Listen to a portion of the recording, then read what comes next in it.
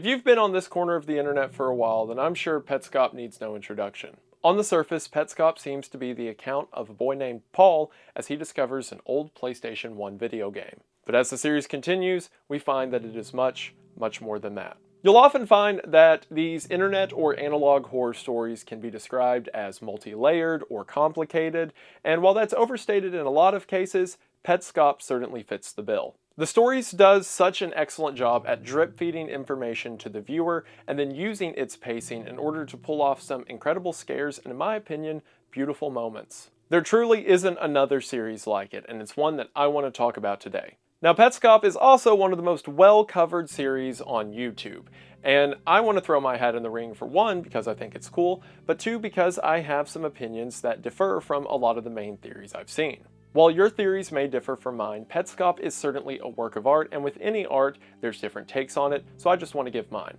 If you have not seen Petscop for yourself, then I highly encourage you to head to the link in the description and watch the series first before you watch me talk about it, because it is truly an experience you're not going to get anywhere else. Also, since we're talking about Petscop, to address the elephant in the room, with that out of the way, let's talk about one of the coolest things that I found on YouTube. But first, I have to show you a really cool thing that you found on YouTube. That is because right now you can get in on the illustrious Camp Wendigoon merch, but for a limited time. First up, we have our Camp Wendigoon shirt that not only evokes the feeling of an old Americana, but does so in the very comfortable and stylish puff print. That is stylish not only on the front, but across the camp staff tag along the back as well. Not only is the material a water-resistant and tear-resistant fabric, but it even has options for waterproof pockets, as well as regular pockets in addition to button pockets that along the inside have a neat cryptid camouflage. That's normal camouflage, but you know, it's got cryptids in it. It has a cryptid badge, drawstrings for the waist, as well as drawstrings for the legs in order to keep water out. And what would be camping in the woods without a friend? Which is why we brought along the Squonk, the ugliest of God's creatures. Not only is he disgusting and sad as he should be, but you and him can now have matching hats. Hats that are of course available in black or green. This drop will be available for a limited time and then it's gone forever. So if you're interested, head to the link in the description at wendigoon.shop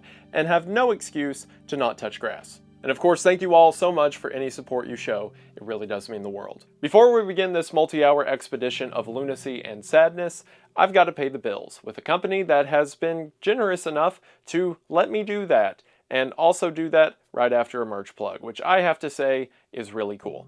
And something else that's cool is eating delicious food that's also good for you, but that's not always easy. Eating what you want and what you should can often be difficult and expensive, so normally we just pick one or the other. But that's where today's sponsor, Factor, is here to help. Factor makes meeting your nutrition goals easier than ever by delivering fresh, never frozen, dietitian-approved meals right to your door. That's because Factor's delicious, ready-to-eat meals are never frozen, chef-crafted and dietitian-approved, and ready to eat in just 2 minutes. So you can skip the grocery stores, the prep work, and the cooking fatigue. And with over 35 meals to choose from each week, there's something from everyone, including options like keto, calorie smart, vegan, and veggie, and more. I don't know what Factor's doing at their home base, but whatever it is, it's working. It's like the meals are getting better with every order. My wife and I used to fight over specific meals that we really liked, but now we don't care because we really like all of them. Even the stuff I didn't think I'd like earlier this week, I got one that included shrimp in it, and I had the thought in my head, like, there's no way shrimp out of, a ready-to-eat meal is going to be that good, and lo and behold, it was delicious. Factor also offers a ton of snack options like breakfast, smoothies, juices, small bites, and more. And you can change your order any week. You can have as little as 4 and as many as 18 meals per week. You can also skip weeks if you'll be out of town. It is a nutritious, delicious lifestyle benefit that you certainly don't want to miss out on. And right now, there's never been a better time to get in on their offer. That's because right now, if you head to factor75.com or head to the link in the description and use the code 50wendigoon at checkout, you will get 50% off plus free shipping on your first Factor box. That is right, half off your first Factor order. Just use discount code 50wendigoon at factor75.com to get in on this incredible offer today. Thank you all so much for watching the ad, and thank you so much to Factor for sponsoring the channel. It means the most. Check them out at the link in the description, and we are back to the video. We are going to go ahead and get into it, but as always, thank you for watching. The channel description for Petscop reads, "Some select Petscop recordings. In a way, recordings have the power to raise the dead. They're kind of scary.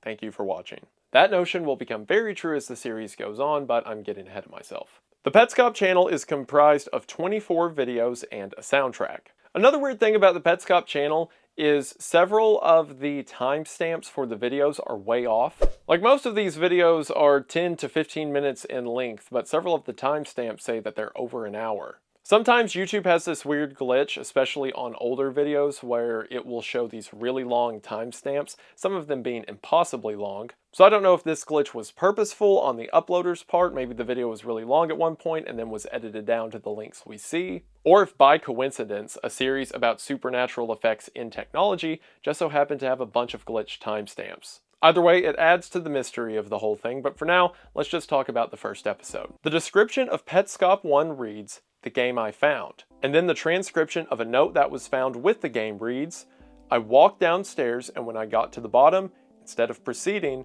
I turned to the right and became a shadow monster man. June 13th, 1997. You're going to get a lot of cryptic, kind of menacing things thrown at you at once that won't make sense for now, but will make at least a little bit more sense later. The description continues and says, "For you. Please go to my website on the sticker and also go to Roneth's room and press start and press down, down, down, down, down, right, start." Now it seems that the latter part of this note, the you, is the same person that was mentioned at the beginning of the description when they said the game I found.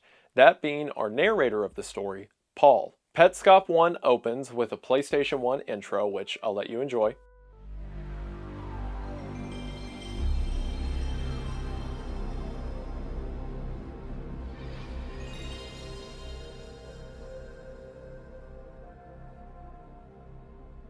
You're welcome, which is followed by a logo of the game's developer, Garalina. Petscop 1 begins as a typical Let's Play, with our narrator Paul explaining that he is filming this in order to prove that he's not lying, whatever that means. This is just to prove to you that I'm not lying about this game that I found. Paul comes to a sign explaining that where he is at now is called the Gift Plane, and that it's closed, but at one time was home to over 100 pets. He goes on to say that 48 pets remain and that we're able to visit 8 homes. The numbers 48 and 8 are highlighted, indicating that the number can change. In other words, this seems to be a sort of progress update. In other words, perhaps as the player plays the game, this number can be changed. Paul then shows us that if he keeps walking to the right, he simply walks off into space. It's very apparent that Petscop is in an unfinished state, which sort of leads into the legitimacy of the series itself. It's very apparent that Petscop has an old PlayStation 1 aesthetic, but obviously, outside of the series, it's a game none of us have ever heard of. The state of the game that Paul is playing being unfinished implies that maybe this was a game that was being developed for some time by Garalina, but never made it to store shelves. And somehow, Paul managed to find his way into an early copy. Paul walks into the first room of the game and sees a picture that is described as 2 friends, Toneth and Randus.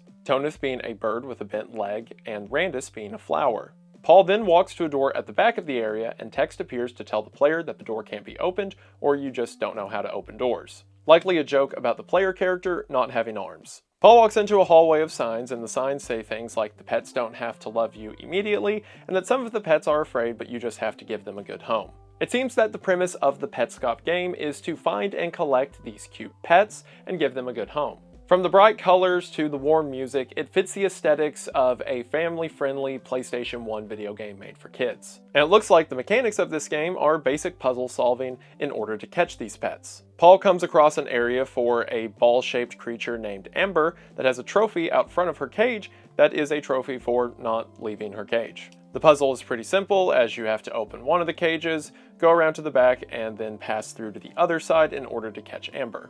And when Paul gets to Ember, a very happy and colorful message is displayed that simply reads, "Caught." Paul then travels to another room where it seems the goal is to catch this red bird creature. The bird seems similar to the picture of Toneth earlier. The name Roneth makes sense because Roneth appears as a bird's head on top of a flower stalk, meaning that Roneth seems to be a combination of Toneth and Randus seen earlier on the picture, hence the name. Either way, Paul hasn't figured out the puzzle yet, and anytime he gets close, it seems that the bird flies away. The player character itself seems to be this kind of bird animal thing that, as mentioned earlier, doesn't have arms but has these very large feet. So it seems that the creatures that appear in the game are not human but are instead these colorful cartoon characters. Paul goes into the pause menu where we see a message displayed to the right that reads, "We hope you're enjoying the game." And among the standard pause menu options, we also have a pet's glossary as well as a book of baby names, something to keep in mind for later. Paul shows us that whenever a pet is caught, you can go to the glossary and see information about the pet itself. Paul then goes into another room where there is a keyboard laid across the ground. In order to catch this pet, Paul has to go run a treadmill until he gets to the number 7, which allows his mirrored versions down the piano to simply step onto the piano and catch this pet. After this, there's another basic puzzle with a flower and rain, where Paul has to move a bucket in order to catch the rain to then catch the flower, as well as the rain cloud itself. The flower that he catches is Randus that was seen on the picture earlier. So Paul's done all of this to show us what it seems Petscop was supposed to be, what the game is on the surface. But then Paul says, "Now I'm going to show you the part that's actually interesting." Paul decides to do the thing that was written on a note that came with Petscop, which is again the thing that was in the description of this video. The note that told Paul to go to Rona's room, press start, and then press down, down, down, down, down, right, start. As soon as Paul does this, the happy music cuts out. The game still has audio, Paul's character still makes noise whenever it walks around. Paul walks back to the entrance of the house, but when he steps out, things have changed. Instead of the bright and colorful sidewalk he was on earlier, he is now in a dark field of grass, with the building he was just in now appearing as a brick block with a single gray door. Paul's unable to find anything until the video hard cuts to 15 minutes later when Paul says by luck he was able to find the shut cellar door. Paul says that he is afraid to quit because he's afraid he won't be able to find this door again, and the video ends. So on the surface, it seems that Petscop is a friendly game made for kids, but there seems to be some secrets hiding within it. And it seems that the reason Paul is recording this is, as he stated at the beginning, to prove he's not lying about the weird things this game holds. So what's hiding beneath the surface of this seemingly friendly game? Well, we start to find out in episode 2. Petscop 2 opens with Paul standing next to the same cellar door from the end of Petscop 1. But then, for seemingly no reason, a tune plays and the door opens. Paul then begins talking and says he left for a couple of minutes only to come back and find the door open. Paul walks down the staircase in what seems to be a brick room with a sort of carpeted floor. There are some pictures on the wall we can't make out and a square structure in the back of the room. Paul continues to walk until he gets to a tiled pathway that has a sharp drop-off close to the screen. As Paul is doing this, an interesting thing to note is that he keeps coming across several of these jewels or pieces that can be found in the above world of Petscop, or the gift plane as it was described. This tells us that despite how strange and different this realm seems than the one the game began with, this is still somehow part of the game.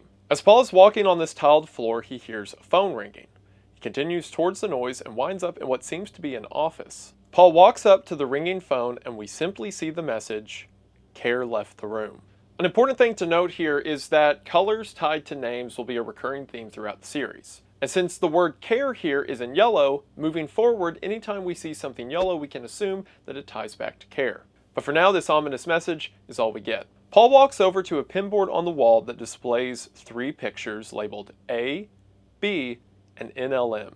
The 3 images appear to be 3 pictures of a young girl. A being in a normal state, B looking disheveled, and NLM looking distraught, with the girl's head in her hands as if she's crying. Paul continues out of the office and makes his way to a long tiled walkway similar to the walkway from before the office. Along this walk we see 3 different pictures. The first is of a green house. The second is of a brick 3-story building. An important thing to note is that when Paul looks at this picture, menacing music begins to play.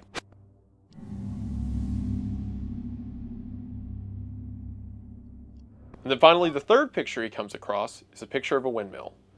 Keep all 3 of these locations in mind as we move on through the story. Paul eventually comes to an area that seems to be a road with a tunnel as cars are passing on the road. As Paul tries to move into the off-camera areas of the road, the camera doesn't follow. After moving through this area, strikingly, Paul comes across a grave. When he walks up to the grave, we see the display that this is the grave for someone named Michael Hammond. And as Paul astutely says, That's a dead kid. and Paul is right, as we see his date of birth is 1988 and his date of death is 1995. The only descriptor we get besides this is the quote, "Mike was a gift." Another important thing to mention is that when Paul gets to the gravestone, the name Michael Hammett is in this bright pink color. Again, keep that color association in mind for later. This is our first explicit mention of something menacing going on.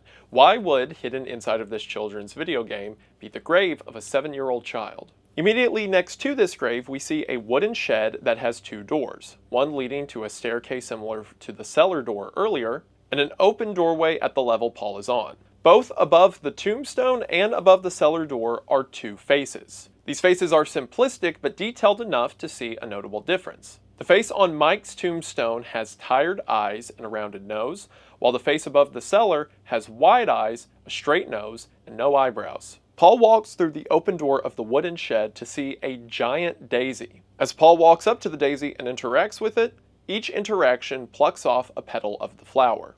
And with each pluck, the daisy begins to sink into the floor. And with each alternating pluck, the screen goes from normal to a distressed red. After plucking a few petals, Paul steps out and then goes through the cellar. When he gets to the subfloor, raised up in the air is a girl crying into her hands atop a pedestal. If we remember the picture we saw in the office earlier, this seems to be NLM. Or in other words, the image of a girl crying with her head in her hands. Paul then goes back up top and continues plucking the flower until all the petals have been removed and the daisy disappears. A thing to note is on the final pluck, the flower ends on a red screen or bad alternative. Paul then goes back down the stairs to see that the stand NLM was on has now been lowered to the ground. The screen maintains its red hue from above, and NLM herself seems to be glitched or changed. Paul's unable to interact with the character, so he simply leaves. Paul walks behind the shed and is surprised to find a secret hallway that leads him to a new area. He comes across a building that seems to have a long window. If you look closely, you can see something passing in the window as Paul approaches. As Paul goes inside of this room, the walls are covered in blue crayon drawings of the same shape over and over. As Paul makes his way to the back of the room, we see this same shape, only large, in person, and red. On approaching this shape, a text box appears. The text box allows Paul to type in a question. When Paul simply types in "what?" in red letters, the red shape displays the message, "I don't know." Paul walks around the shape, and when standing against the back wall, he can see a giant windmill that is spinning clockwise. If you'll remember, this is the same windmill that he saw a picture of earlier after he left the office. As soon as Paul steps away from this image, the red shape displays the message, "Keep watching the windmill." When Paul looks again, another dark, heavy sound plays.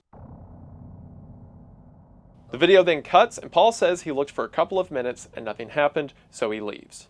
As Paul leaves, he begins to talk, and something that you might have expected is proven true. See, when Paul's describing these things to the audience, he's not doing it in a typical Let's Play fashion where he's narrating everything.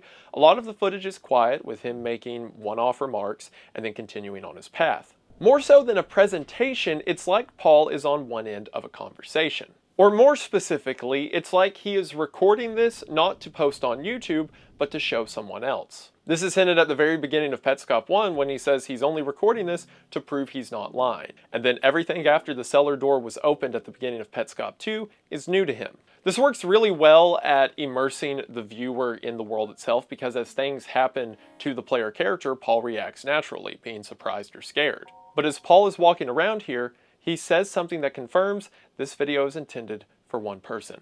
When you come home next month, and hopefully you're feeling a little more enthusiastic about that now.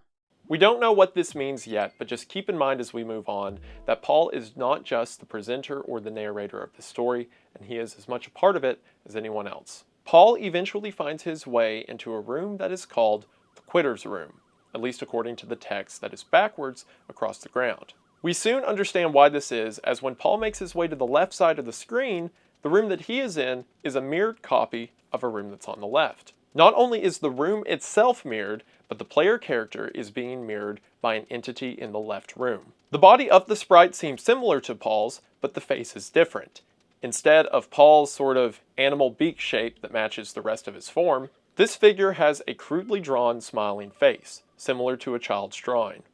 While walking through the room, Paul passes behind a bookshelf, and when he does, a tune plays, And after both Paul and the mimic emerge from behind the bookshelf, it seems that the mimic is no longer a perfect mirror of Paul. It is slightly delayed and is not matching his movements perfectly as it was earlier.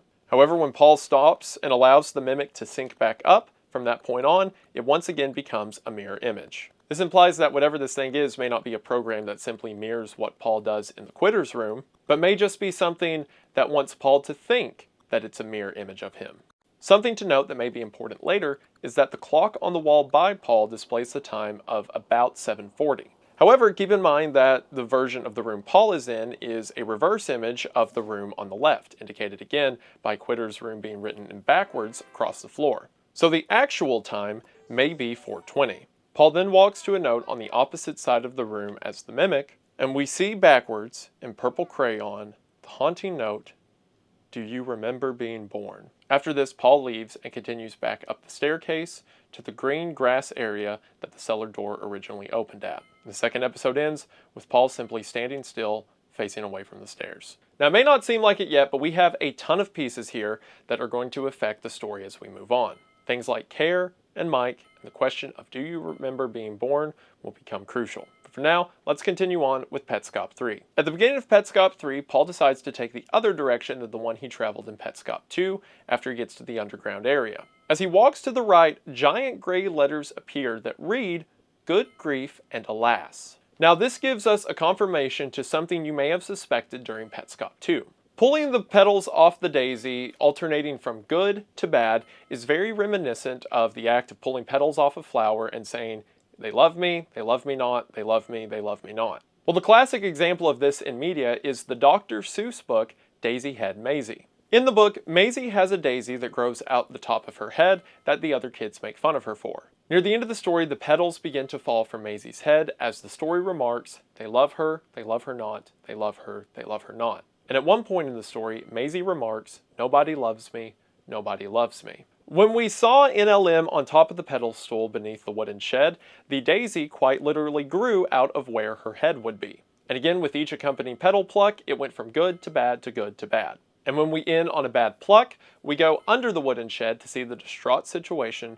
that NLM is now in. NLM, or as the book says, nobody loves me. So it seems there is a connection, at least symbolically, between Maisie and this girl we find who's distraught underneath the wooden shed. And this connection is confirmed again by the giant letters that read, "Good grief and alas," which is a quote from Daisy Head Maisie. Now some people try to tie this in literally and say that it's the Dr. Seuss character that we see on top of the pedestal. I would disagree and say it's just symbolism, that this young girl we find in LM is as distraught as Maisie was in the book. And the NLM stands for Nobody Loves Me, but it'll take time to figure out why that is. Paul comes to a brick building that has a large deposit box next to an open door. The deposit box rotates for him to insert something, but Paul, for now, just walks into the room. Inside of this room, there seems to be an easel near the front door. When Paul interacts with this easel, it allows him to build a face, or at least a face as detailed as the ones we saw on the gravestone and the wooden shed, adding things like eyes, eyebrows, and a nose with spacing between. When Paul inputs a random face, the ground begins shaking, and if we look out the door to the back right, we can see things quickly flying by. After a moment of this, Paul walks out of the building and then walks back in to see that things have reset back to normal. This time Paul enters a face and then waits a while, and after a cut we see that eventually the ground quits shaking and the doorway in the back is now open. This doorway leads into what appears to be a child's bedroom. The bedroom simply featuring a bed with the figure of a child sitting on it, the face on the wall that Paul had entered in order to access this room, and a table with a lamp that highlights an 8-ball and a red truck. Not much to see from here. Paul goes outside and inputs another face. This time, when the ground's done shaking, Paul enters into a new bedroom. Other than the color and the items on the table, the setup is the same. The face is on the wall, the child is resting on the bed, but again the distinguishment is what's on the table. This time we see a Rubik's Cube and a Pez dispenser. After this, Paul tells us that he's only going to do a couple more of these because it takes about 10 minutes between each load. In other words, he has to input the face and wait for 10 minutes until a room shows up. If we look at the things moving in the doorway whenever Paul enters in a new face, it seems like the building he's in acts as a sort of elevator. or at least some kind of rotary structure that as he inputs a face, it turns over until it gets to the room of the face he input. This is one of my favorite things about Petscop that makes it so unique. This in isolation is such a cool concept. You're inside of a giant brick building, but when you input a certain face, it becomes a catalog selection of the thousands of different combinations you could get from all the different variants of faces you can input on the easel. Not only does Petscop have unique ideas, but it uses these unique ideas to tell a story. It is established that these rooms are the same except for the variation of the color and things shown on the floor and walls, as well as the two items that will be shown on the bedside table. So with this concept in mind, our story progresses. Paul enters a couple of other faces, and again we get two different results with slight variations. Eventually, Paul decides to try what you've probably put together by now. There were two faces shown above Mike's grave and the cellar that led to NLM. When Paul goes back to the easel and inputs Mike's face, text displays that says, "Mike is not inside right now, he is dead.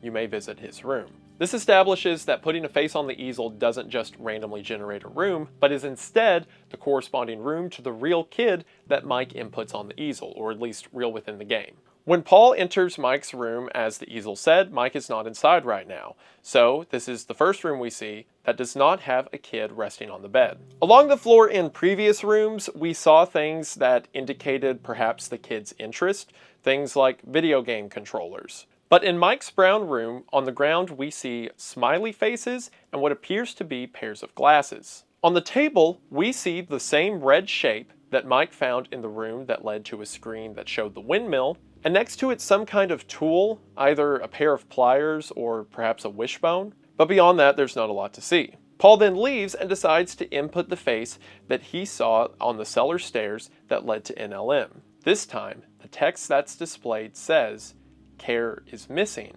You may visit her room." Now this is our second mention of Care, and just like with the phone call earlier that said Care left the room, the name Care is in yellow letters. So if inputting the face above Mike's grave took you to Mike's room, and inputting the face above where we found NLM takes you to Care's room, then we can assume, and this will become more apparent as the series goes on, that NLM is Care. Furthermore, and to jump ahead a little bit, the images we saw in the office that displayed A, B, and NLM are all different forms of Care. And this makes sense, as the three images seem to be the same girl in three different states of being.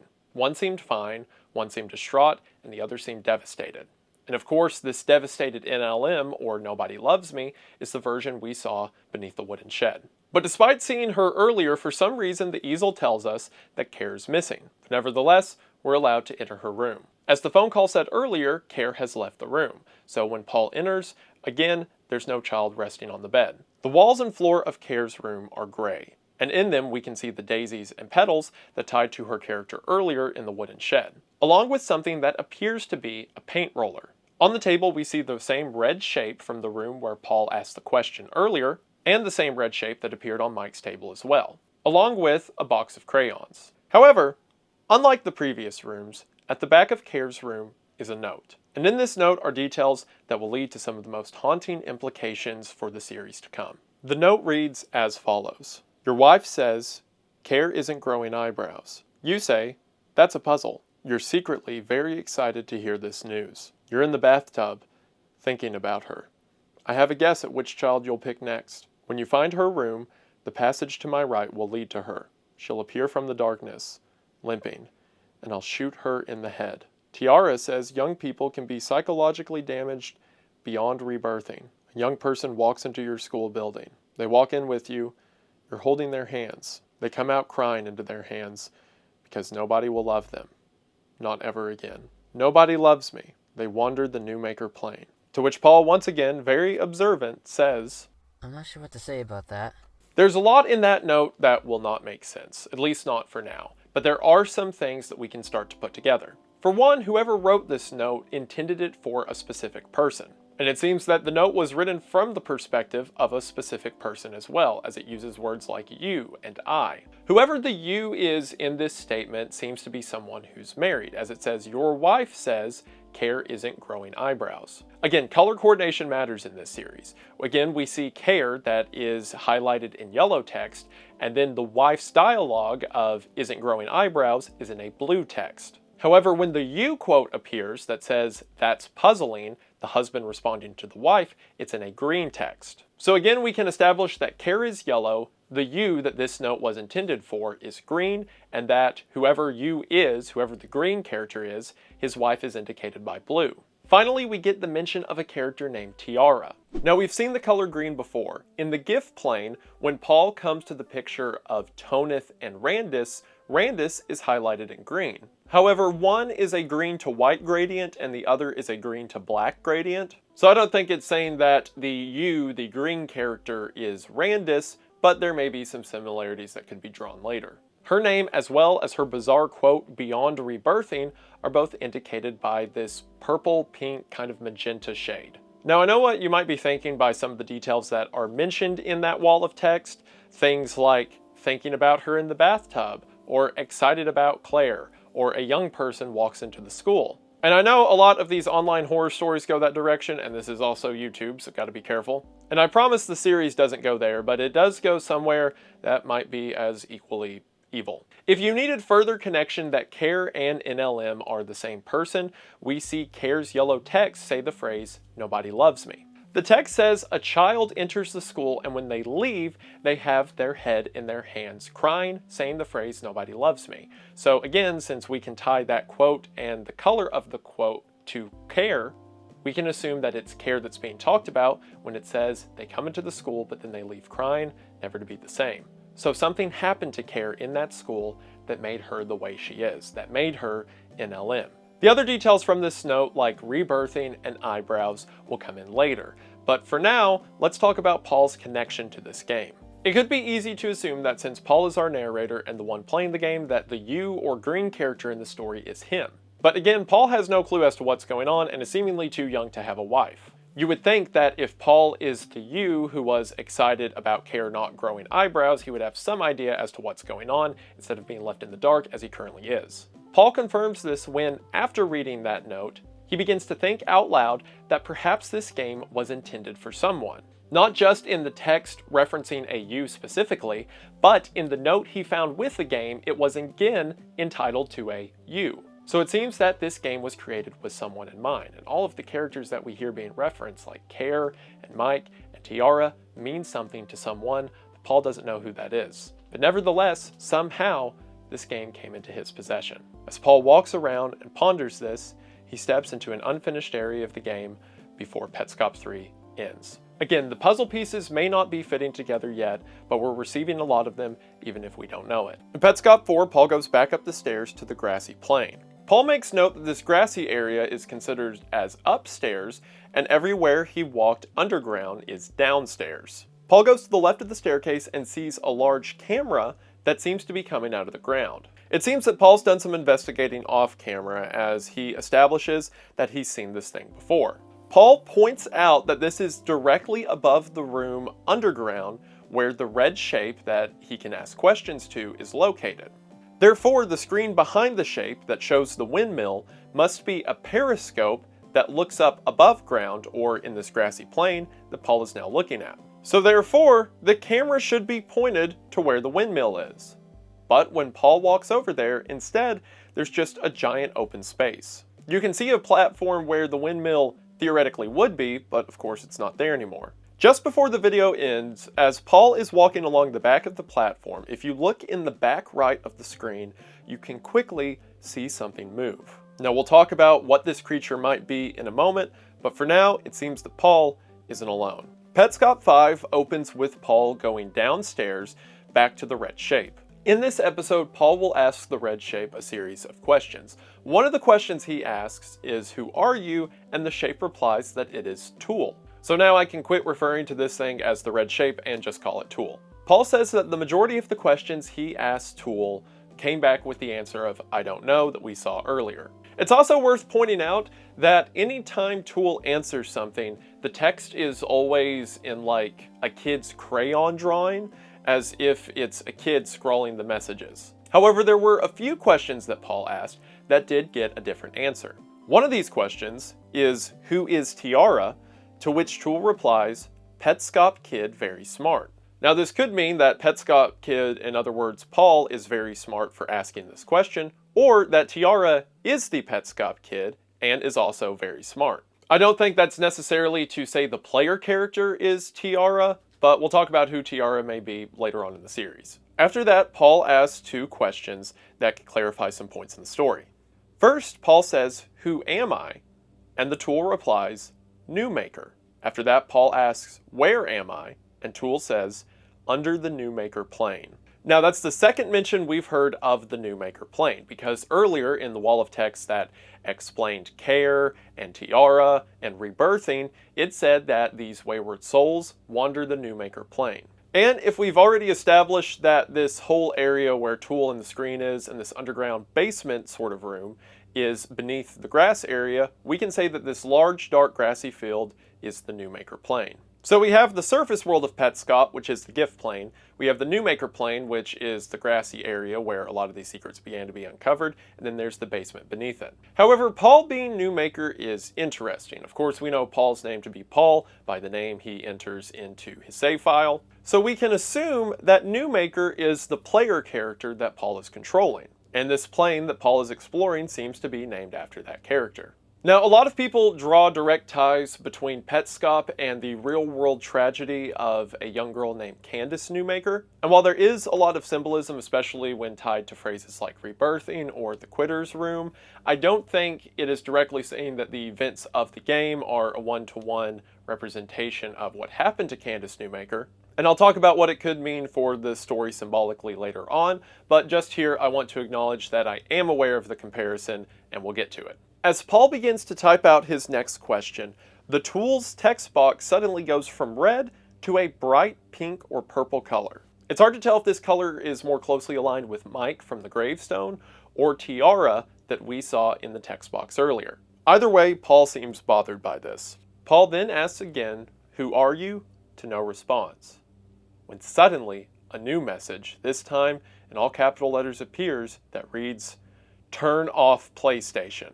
Paul asks why, and the pink tool responds, "Marvin picks up tool, hurts me when PlayStation on." Now, something that I think this series doesn't get enough credit for. Yes, it gets credit for how unique the kind of transmedia storytelling is. Yes, it gets credit for how elaborate it is, but what it doesn't get credit for is how scary it can be. I think we're used to a lot of internet horror series that have scary faces and loud noises, and sure, those certainly have their place, but Petscop does such a great job at building its dread in a slow burn that moments like this really hit. When you're watching this for the first time by yourself, and it's like everything is this grand narrator that is explaining to Paul this tragic story piece by piece. And then suddenly this shape we don't understand begins to tell him to turn off the PlayStation, that Marvin hurts me when the PlayStation's on. We don't know what it means, but the urgency of it is terrifying.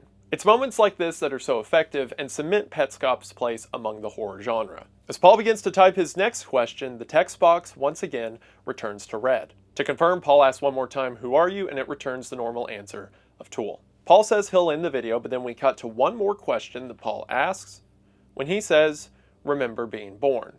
To which Tool replies, "I'm not Tiara," and the video ends. Now this final note gives us some interesting ideas. Earlier in the video, Paul saw the question written on the wall of the Quitter's Room, "Do you remember being born?" in purple crayon. And then Tiara is the color that we see ask the question again in purple, that some people are damaged beyond rebirthing. And then for a final confirmation to tie that concept to that person, when Paul asks, "Remember being born?"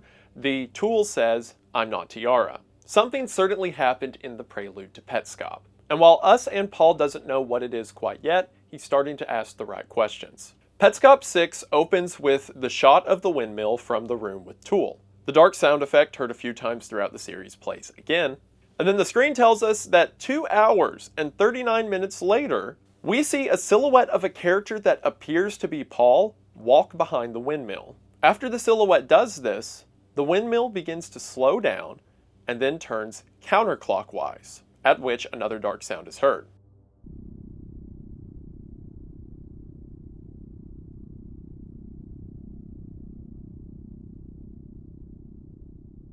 The dark figure then walks up to the camera, and while we can see that it is certainly similar to Paul, it's not the exact same, as the head is a different shape. Or I should say Paul's character, who we understand to be Newmaker. As the figure moves off screen to the right, the camera rotates to follow it. We get this odd visual of a pink background with a large black circle, almost as a sort of eye shape appearing over the screen. Now, Paul's not narrating any of this, and we can assume by what Paul says later that whatever we're witnessing is being automated by entities within the game. The shadowy figure begins to summon these giant children's play blocks in order to ask questions. The first question it asks is, "Where's my house?" And in a seeming answer, the same greenhouse that we saw on a picture hanging on the wall in Petscop 2 begins to form. As this is happening, several items begin to appear as well. Things like a shovel and rake that was seen in the wooden shed or garden shed where Care, NLM, and the Daisy appeared earlier, as well as things like a lamp from the table within the children's rooms and a gift box. The shadowy figure then asks another question when it says the school, and the brick building that was also seen in Petscop 2 hanging in a picture on the wall begins to form. So therefore we can assume that the brick structure is the school that has been mentioned a couple times now. The most striking entity that appears as the shadowy figure is asking questions is Toneth, the bird with a bent leg that was seen in a picture all the way back in Petscop 1. The shadowy figure states, "I will follow," and the camera rotates as Toneth remains. Now facing the windmill again, the screen tells us that after another hour and 24 minutes, suddenly the windmill disappears. And then Paul begins his narration. Paul says he left the PlayStation idling as he was screen recording the game while staring at the windmill. This makes sense because it seems that Paul is testing different things in the game to see what would happen, and one of the only clues he's got up until this point was to look at the windmill and then to keep looking. Paul says he had to sit there and sift through 4 hours of footage, finding this interaction in the middle of the footage. So Paul, now back in control, goes upstairs to the new maker plane and goes to the area where the shadow figure was asking questions, and sure enough, the blocks as well as Toneth are still there. Paul walks into Toneth when suddenly he's able to catch him as if he was any other pet in the game. It's worth mentioning too that the bright, colorful music and letters that say "caught" appearing here are extremely off-putting considering how far the series has gone from the gift plane we began with. So Paul opens the pause menu to go to the Pet's glossary to read about Toneth. Every time that Paul goes to the pause menu, there's a message displayed to the right. This time the message reads, "Have you found anything weird lately? There's much to find in this place." Again, a subtle reminder that even given the friendly UI of things like the pause menu or the caught effect, all of this is one cohesive piece, something that Paul was meant to see. When Paul goes to read Toneth's description, it is interesting to say the least. Initially, the description just reads, "Enter a description here," as if no description for the character has actually been added, but that soon changes. It reads as follows. "A bird. I think I forgot what birds look like. Funny, stupid blob monster," says Mike. That's what it is. "Painter. Painting puzzle. Catch Randus first? Question mark. Has broken leg for some reason. Already hung him on a wall. Too late to take it back. It makes me think about the dog, actually. Because when the car hit him, I thought, at least it will be over soon. He survived it, and I was the only one who still wanted to put him down. The dog is an innocent," and then the text continues off screen. "When that dog wags its tail and it appears happy, it's not real. I guess that's Toneth then. Toneth, Toneth, Toneth, Toneth, Toneth, Toneth, Toneth, Toneth." The end. It's yucky outside. Paul seems freaked out by this text box, and understandably. Again, we have another instance of this I, whatever character is narrating or filling in the descriptions of this game. And whoever this I is had some interaction with Mike. We understand that Mike died when he was 7 years old, so him saying things like "funny, stupid blob monster" makes sense. And whoever this I is has been in a place for so long that they have forgotten what birds look like. Before seemingly going on a random tirade about a dog that was hit by a car, broke its leg, and the I of this scenario wanted to put the dog down. And that when something like this happens, if the dog shows happiness, wagging its tail, it doesn't mean it. It's almost like in the description for Toneth, the developer, whatever entity's in control, was just kind of taking notes. Things like painter, painting puzzle, or catch Randus first, question mark, as if the entity is asking itself if Randus should be caught first. Toneth and Randus certainly seem to have some kind of overlap, as again they were shown in the picture together back in Petscop 1, and the entity of Roneth seems to be the two characters fused together. It's also worth noting that Toneth seems to have a broken or bent leg, much like the story of a dog that was hit by a car that was mentioned in this wall of text. But some of the writing seems nonsensical. It goes from descriptions of a dog getting hit by a car to saying it's yucky outside and saying the word Toneth over and over. Again, we don't have the answers yet, but more pieces for the puzzle. When Paul exits out and begins to scroll through the glossary, he sees that there is a new page of pets to capture. There are 4 open spots, but we can see the silhouettes of 3 of them. And these 3 are familiar as they're the 3 forms of care seen earlier. A, B, and NLM.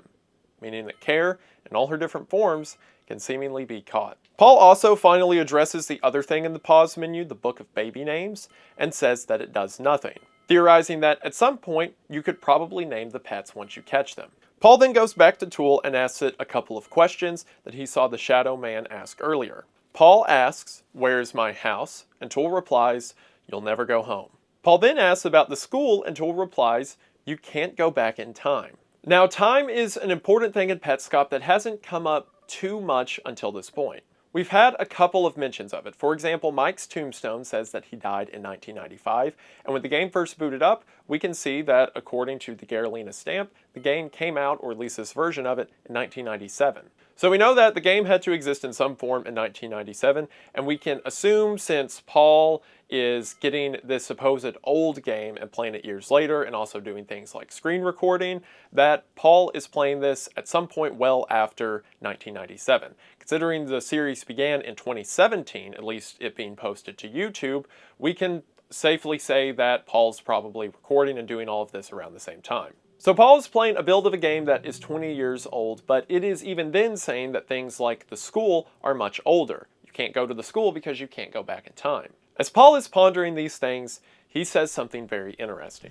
This game is trying very hard to make it seem like there's an entity in it. Like a ghost or an AI trying to communicate with me. But you know, the way you know that there's a ghost in a game trying to communicate with you is if it comes out. The mention of, you know it's real if it comes out and touches you, is for one quite frightening, but also highlights the fact that even though Paul's finding all of these weird things, nothing has directly reached out and touched him yet. Like, sure, Paul stared at the camera long enough and the shadow figure came and asked the questions, but it could be assumed that that's just an automation of the game if one stares at the windmill long enough. But Paul's starting to get the hint that something's in the game with him. Paul also highlights that there's a uniqueness to what's going on, as he says he tried a new save and did a lot of the same things, but the same things didn't happen. In one way or the other, this experience is curated, and it's beginning to frighten him. Petscop 7 opens with Paul back in the quitter's room. Something I really like about Paul's characterization throughout the story is that we never see him, but we can get signs of him becoming progressively more invested in this game. For example, as he's sitting here in the quitter's room and begins to react, we can hear him flipping pages of a notebook, as if Paul is taking notes as he's doing things in the game. We can also note the time on the wall as being 4:30 or 7:30, similar to the same time as earlier, and again the time changes depending on if you consider the image mirrored or not. While Paul is in the right corner of the quitter's room, he suddenly hears a tune out of his left speaker. The tune seems to be a sort of song. This causes Paul to panic and walk over to the left side of the screen, where it seems the mimic isn't there. But as soon as the song ends, the mimic suddenly reappears. We haven't really talked about this mimic a lot, at least beyond Paul's first entry into the quitter's room, but it seems to be important. As a matter of fact, the first time Paul ever entered the New Maker plane all the way back in Petscop 1, instead of the standard happy loading screen we saw in the gift plane, when Paul goes down into the New Maker plane, we see a dark image appear on the screen in place of the loading screen. When the image is brightened, we see this face. While distorted, this seems pretty similar to the mimic that can be found in the quitter's room, meaning all the way when Paul first entered down here, this entity, this shape, was already present. And for some reason, it has a significance to Paul. After the mimic reappears, things seem to be normal until Paul goes back to check the note on the wall, which now has, in addition to the normal writing on it, bright pink letters and jotted lines that reads, "Come here." This is the same color that we saw the tool become when it told Paul to turn off the PlayStation. So Paul, realizing what this is, goes back to the room with the tool, and when Paul gets there, the tool is already displaying a message. The tool, now pink, displays in pink letters, "I love you, new maker. Please show Marvin where his house is." Now, this lets us connect a couple dots. We saw the shadowy figure ask the question, "Where's my house and where's the school?" And we now see Tool telling us to show Marvin where his house is. Again, this will become more evident as the series goes on, but for now we can go ahead and assume that the shadowy man is Marvin. Now, the only other time we've heard the name Marvin is when the same pink tool told Paul to turn off the PlayStation because Marvin hurts it when the PlayStation is on. This also raises another point. It doesn't seem like the tool is its own entity, or at least the pink tool isn't, because the red tool refers to itself as tool, and then the pink tool says that Marvin picks up the tool and hurts it when the PlayStation is on. So it seems that whoever this pink entity is simply speaking through the tool at some points, and at other points the tool is a thing that answers questions. It's also creepy because why would whoever the pink entity is that previously said, "Turn off the PlayStation, Marvin's hurting me," or "hurts me with the tool when the PlayStation is on," why would that now be saying, "I love you, and please show Marvin where his house is," now seemingly helping Marvin get what he wants? It's almost like this pink entity is being coerced into telling Paul this. That would explain the desperation of, "I love you, new maker," as if the tool is pleading to get Paul to do what Marvin wants Paul to do. Paul asks the pink tool, "Who are you?" And the tool ignores this and says, "Go there and he'll follow you. His daughter is there." Keep that note in mind. I don't want to spell anything out until it becomes very apparent, but you can probably put together some clues with that alone. Another thing I like about Paul is he seems to put together puzzle pieces right before we can. Paul remembers that Tiara is the pink or purple lettering that mentioned rebirth, and whenever he asked Red Tool, "Remember being born?" the tool said, "I'm not Tiara." So now, Paul thinks maybe he's speaking to Tiara and asks the question, "Remember being born?" Sadly, however, Tool once again ignores his question and simply says, 1,000 pieces for machine beyond school basement. And after this, the tool turns red again. Now, similar to a lot of things in this story, that doesn't mean anything to you yet, but it certainly will later. So Paul is being told to show Marvin where his house is. Paul has no idea who Marvin is, and Paul also doesn't know where the house is. So Paul continues to try different things out. The first thing he does is go back to the building with the deposit box that also had the easel that let you input children's faces. And when Paul goes up to the deposit box, he tries to insert a pet, but it says, "Child Library accepts people." So for one, we have a name of this building, Child Library, which makes sense given the fact you can enter a child's face and then it will show you a catalog of their rooms. But also, this deposit box is meant to insert people into, which for one is a haunting notion, but also makes sense because as revealed in the last Petscop, Paul can catch people, at least Care in her 3 different versions. Also worth mentioning that when Paul hits the pause menu this time, the text reads, "Take them home." Once again, Paul is starting to put things together.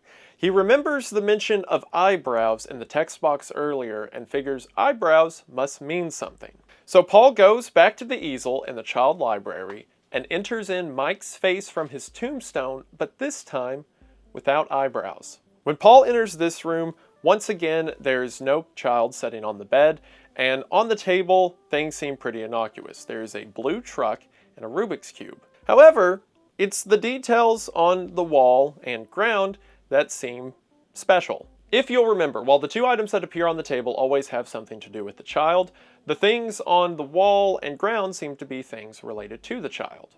Well, in Mike's room, on the ground, we see what appears to be gift boxes and a roadway, made clear by the 2 yellow stripes down the black pavement. Now, in Toneth's description earlier, we heard a story of a dog being hit by a car and breaking its leg. So perhaps this story of a dog being hit by a car might have some relation to Mike, or at least Mike without eyebrows. The dog could have even been hit by a blue truck, as seen on Mike without eyebrows' nightstand. Paul then goes back to the easel and decides to switch it up. He enters in the face seen above where we found Care in LM, or in other words, Care's face, only this time he inputs it with eyebrows, more specifically, Mike's eyebrows. He goes into this version of Care's room, and on the ground we can see what appears to be a cog, like an engine cog, as well as several X's. However, What is very interesting is what's on the table. We see children's play blocks and a censored box. Whatever is the other item that appears on Care with Mike's Eyebrows table, it has been removed from the video. And while we don't see it, Paul certainly does, as he is freaked out by it. I don't know if this... I can't tell. I can't tell if it recognized it or not. The only description he gives us is that it puts this there. And whatever this is, it has Paul bothered. Paul goes to look at it another time before suddenly the video cuts to this description. We've had to cover something with a black box. Right now, we can't say why. Some other things we're expecting to censor in the future. A big present with a sticker on it, something on a wall in a black house, written on a chalkboard. And with that, the video ends. Okay, so a lot. I didn't mention it then because I wanted to tie it into this part of the series, but back in Petscop 5, Paul does something interesting. The description is full of different questions that Paul asked the tool that all returned the answer of I don't know, as well as the ones that returned a different answer that we saw in the video. When Paul is listing all the questions that he asked in the description, at the end he says that he asked the tool, who is Marvin? Now this makes sense because in Petscop 5, near the end, is when we see the pink tool say, Marvin hurts me when PlayStation is on. But in the description, Paul doesn't say, I asked the question. He says, we asked this one after the video ended. Later on, saying after the color changed, we were able to ask 2 questions. So this we could be assumed to mean the other people he is talking to as he is playing the game. This would make some sense because we've heard him talking to a specific person already as he is recording the series. And it can be assumed that maybe he's talking to several different people at this point because the game has gotten really strange. But here at the end of part 7, there is some group that is censoring things as they're being uploaded. Maybe Paul is a part of that we, or maybe not. As a matter of fact, how do we even know that Paul's the one uploading these videos? We assume he is because he's the one recording the gameplay, but if Paul was sending these videos to other people or a group of people, any one of them could have uploaded it. So who is Paul working with as the series is being uploaded, and who is he sending this footage to? And, most importantly, who's censoring it from us? Also, another important question to ask at the end of Petscop 7, why did Care without eyebrows not have this result, but Care with eyebrows did? Petscop 8 opens with the position I'm sure many of us are familiar with, trying to get hit by a car in a video game. Cars pass whenever Paul isn't on the road, but as soon as he steps onto the road, the cars quit. After trying this for a while, suddenly, a figure runs out of the tunnel. It seems that now, one of the entities of the game is directly interacting with Mark. At least beyond the interaction of the Mimic in the Quitter's room. This figure has the same body as Mark, but its face is a deep green, with the details of it pointed and jagged in different directions. Paul is confused by this, and when the figure begins to move away, Paul follows. It runs to the hallway with the picture seen in Petscop 2, and first runs to the school picture, and then runs to the house picture. To which Paul makes the observation that this must be Marvin. This makes sense because the shadowy figure that asked the questions with the children's play blocks we saw earlier was established to be Marvin, and now whatever figure this is interacting with Paul now also wants to go to the school and the house. Also, if you look at the figure itself, it's pretty clearly a non-shadowed version of the one that came out of the windmill earlier. So now Paul is in the game interacting with Marvin. After taking him to the pictures, Marvin takes him to a blank wall and begins running into it. Paul says that Marvin must be confused because there's no entryway there, and then suddenly, Marvin walks a little bit off screen and then disappears straight up into the air. Paul figures this must mean that Marvin went up to the Newmaker plane, but after Paul investigates, he can't find him. We then cut back to Paul at the wall Marvin was running into earlier. This time, Paul is on a phone call with someone, confirming our idea that Paul is talking to different people as he is playing this game. Paul theorizes that maybe this game was different in previous versions and there did used to be a hallway there. It seems whoever is on the other end of the phone call says that there was something there previously, and then Paul says maybe it was different in 2004, before saying the very interesting line, After 2004, my mom had it reportedly. And with this, the video ends. So a few things from this. For one, it seems other people have played this game and had different experiences with it. And Paul is seemingly talking to someone who played this game before him. But Paul makes a very interesting note that his mom had this game before 2004.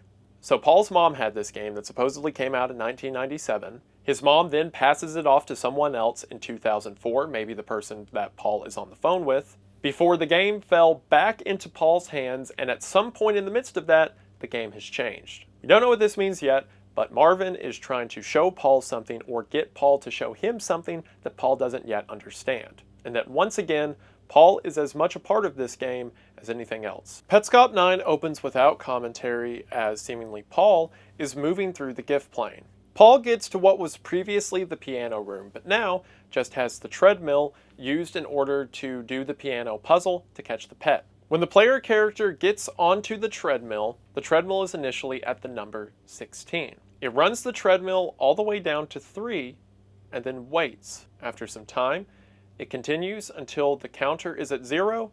Shortly after, the game crashes. And again, all of this is done without Paul's input. Now, I'm going to go ahead and spoil a little bit what this might mean because it's about to matter in a moment.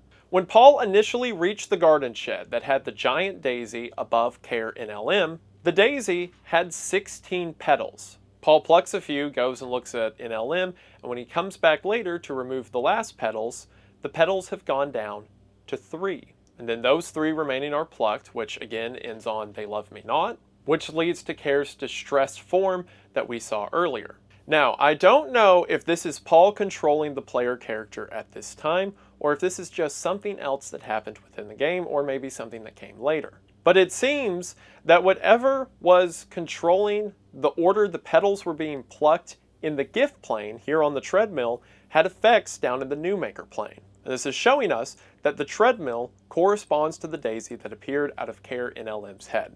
The video then cuts to Paul at Mike's grave and the garden shed. However, while Paul is experimenting, something weird happens. As he makes his way down the stairs to where Care NLM is located, he instead moves to the right and pops out as a shadowed silhouette of his previous form. Now, if you'll remember, this was something that was hinted all the way back in Petscop 1, when the description of the video said that the note that came with the game said, "I walked downstairs and when I got to the bottom, instead of proceeding, I turned to the right and became a shadow monster man." So it seems that here, Paul has figured out how to become the shadow monster man. This is a very similar silhouette, again with Paul's slightly different player character model's head, but nevertheless very similar to Marvin's form whenever he interacted with the windmill and made the blocks appear during the footage we saw from the room with Tool when Paul left the game idle. So it seems that now Paul has become this shadow monster man, or whatever form Marvin was in when he was interacting with the camera. Now in the shadow monster man form, Paul goes back to the New Maker plane. Once he gets there, he goes to the camera that peers out of the ground. Now, after Marvin had interacted with the camera itself became red. And here we can see that the camera is still red. However, after Paul follows the line of sight to what was previously where the windmill used to be, now he gets there to see that the windmill is there, turning clockwise as if it never left. Paul works his way to the back of the windmill, just as Marvin had before, and when he enters inside, he sees the figure of a woman spinning on top of a large assembly of cogs. Beneath her seem several jewels or pieces that Paul has found throughout the game. Next to her is a sign detailing her face like we've seen earlier with Mike and Care, as well as a white tool. When Paul interacts with the tool, it moves towards the girl before the screen fades to black. We see that Paul has collected several jewels or pieces, the things that he's been collecting throughout the game. When the camera comes back into view, the girl is gone, and ominous music plays. Paul returns to the area later as the regular New Maker, no longer in the Shadow Monster Man form, to find that once again, the windmill is gone. It seems that the windmill itself can only be interacted with if Paul is in the shadowed state. So with this new clue, Paul goes back to the child library and enters in the new face that he found. The face of the girl from the windmill. This time, the easel says, "You found her. You may visit her room." We don't know who her is yet, but she seems crucial to this narrative. When Paul enters this room, he sees himself at the back wall reading a note, before this other version of himself moves to the right and then exits out the back of the room. This is very weird, and we'll discuss it in a sec. But for the moment, let's look at the room of the windmill girl. On the table, we see once again the red tool as well as a windmill. The red tool has significance to the story and the character that we'll talk about later, and the windmill makes sense because we found this girl's face at the windmill. However, on the floor of this room, we see several shapes, perhaps the jewels that Paul's been collecting throughout the game, but also a mechanized cog. Now, this makes sense for the windmill girl because we found her placed on top of this mechanism of cogs and spinning with it, but this is also the same cog that was seen on the floor pattern of Care's room when she had eyebrows. So perhaps there's some connection to this windmill girl and Care, or at least Care with eyebrows. Paul walks back to the room and reads the note that the other version of Paul was reading earlier. And the note reads as follows. You must have guessed, but I was looking through your things. I found that picture of you from 1977, standing in front of an old windmill with your friend. You went there, and it was a bad idea. Your friend and the windmill both disappeared into thin air. Her sister was holding the camera. She took another picture minutes later. Just you, no windmill, and no friend. You married her sister, and years later, your friend was reborn as your daughter. Your wife won't admit this is true, but I know it because I found the evidence. Your friend never returned with you, and the windmill was gone. I went to see it myself. Where is it? What did you do? Signed, Rainer Newmaker. So, a lot has happened here. For one, we finally have an explanation for who the I is in this story, or at least the I that is delivering these notes. It seems to be this individual known as Rainer Newmaker. And if you'll remember, the player character that Paul is playing as is called Newmaker, at least according to Tool, and the whole grassy field that is seemingly an endless void that leads to this underground area is the Newmaker Plain. So it seems that from him being the narrator of a lot of in-game events, as well as the person who parts of the game are named after, Rainer seems to be the designer or orchestrator of a lot of the events that are going on. We can also assume that the same you that is being referenced here is also the same you that we saw in the wall of text earlier in the child library. The same wall of text that was seen in the room of Care without eyebrows. So in Care's room without eyebrows and the room of the girl from the windmill, Rainer appears to speak to this you character. Again, this doesn't seem to be Paul because once again we get a reference to this you's wife. And in 1977, whoever is being referred to went to the windmill with their friend. Their friend and the windmill both disappeared. Years later, that person would marry the sister of their friend who disappeared at the windmill and have a child that, as Rainer says, was the reborn version of the friend that was lost at the windmill. Or in other words, his wife gave birth to his wife's sister. Or at least a child that would be reborn as his wife's sister, whatever that means. And that for some reason, this person did something to make the windmill go away and something bad happen. Rainer speaks to this person with a very accusatory tone. Whoever this you is, whoever this green figure is, they did something bad, and Rainer knows it. And it seems that everything we're witnessing began with something that happened at a windmill in 1977. Now, I'm going to go ahead and make a connection that once again will become more apparent as the story goes on. I believe that the you that Rainer is speaking to is Marvin. For one, we have seen you indicated by green text colors, and who else do we know that has a green appearance? Marvin, which is Paul's Newmaker form with a green distorted face. We also know Marvin in his Shadow Monster Man form to be the one to interact with the windmill and now be demanding to know where his house is and where the school is. The three things that were seen in the hallway hanging in picture frames. So it seems that in 1977, Marvin lost his friend in the windmill, and seemingly the windmill itself. Years later, he married his friend's sister, and they had a daughter who was the reborn version of his lost friend. But now we see that Marvin is in this game with us, or at least with Paul, and he is asking for things like where his house is, where the school is. A school that has been mentioned earlier, as it is the school that Care went into and came out crying as NLM left to wander the Newmaker Plain. You're probably putting some pieces together, but we'll save the rest for later. With this new information, Paul begins to move out of the room, stopping for a moment before continuing out of the same exit the other version of him left through. If you mirror Paul's movements here, it is an exact copy of the movements his other version made when it was leaving the room. Meaning, this may not be another version of Paul at all, it's just Paul a few minutes in the future. Perhaps everything Paul is experiencing, he was always meant to experience. And either literal or symbolic, Paul is helpless to stop what this game has in store for him. As Paul makes his way out of the room, we get a new load screen this time. This load screen is a darkened image of a blue triangle with a ball on top of it. This is the same image of several jewels that are seen throughout the game, as well as the indicator of how many jewels Paul has picked up at any certain point. When the load screen ends, Paul finds himself in a dark forest. He moves his way through the trees and eventually comes to what seems to be a birthday party. There's a cake in the middle with a P on top of it.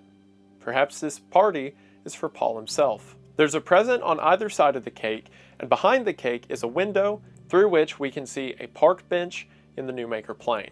Paul goes and opens one gift, and a green key appears out of it and begins to float above Paul's head. Paul opens the second present, and while the majority of it is censored, it seems a giant red upside-down triangle emerges from the box and begins spinning. Paul exclaims at this, apparently bothered by whatever he's seen, of course something else that's been censored from us. This was actually called out earlier in the series because at the end of Petscop 7, when it said things coming up that will be censored, one of the things was a big present with a sticker on it, which is the present that Paul opened that led to this red censored triangle. We don't know what this is yet, but it seems to be something that whoever's uploading these videos doesn't want us to see. While exploring this area, Paul finds a secret entrance off the left side of the screen. Paul travels through the box, and when he comes out of it, he is back in the New Maker plane. He comes in front of a red brick building with a white and black symbol above the door. When he walks through the door, strangely, Paul is back in the gift plane. It should be noted that every time Paul is in the gift plane, there are several white blocks with black textures that are passing through the background as a sort of screensaver. And that the symbol we see behind Paul at this appearance in the gift plane is the same one that was above the door at the red brick building he just passed through. Again, further tying that there is some connection between the gift plane and the New Maker plane.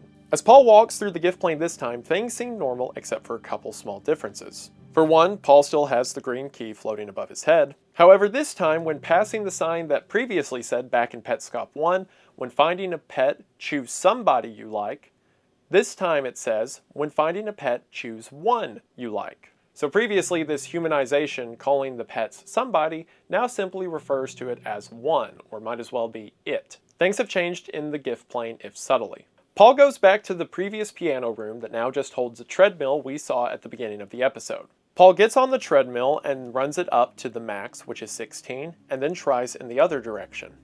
Only this time, it doesn't stop at 0, and instead goes down to -1.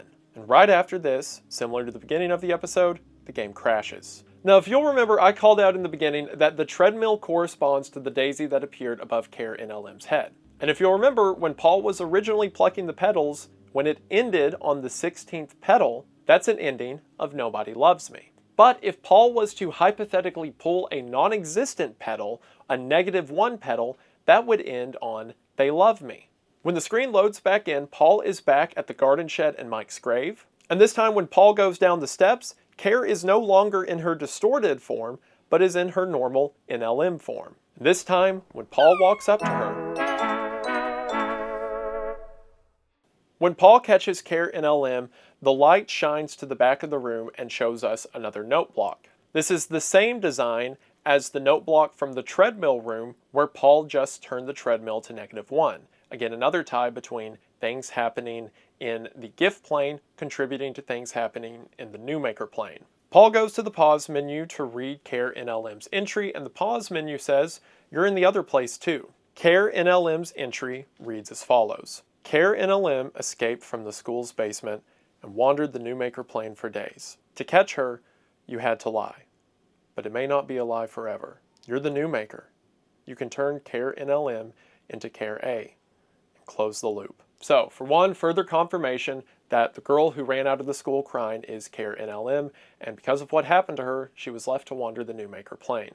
When the text said you had to lie to her, that's because, as we know, there was no 17th petal. Paul had to turn the petal to -1 in order to make Care think that they love her. And while this notion is sad that Care had to be lied to think that other people might love her, the text says it may not be a lie forever, and you can turn Care in LM into Care A, or in other words, the happy, normal version of Care. After all, you're the new maker, whatever that means, and you can close the loop. A loop that will become more apparent as the story goes on. So Paul does the rational thing and immediately shoves Care into the child deposit box. Now, of course, this is because Paul just caught the first person of his run, if you could call it that, and is trying to progress this plot forward. When Paul does this, the screen says, "You've decided to leave Care in LM.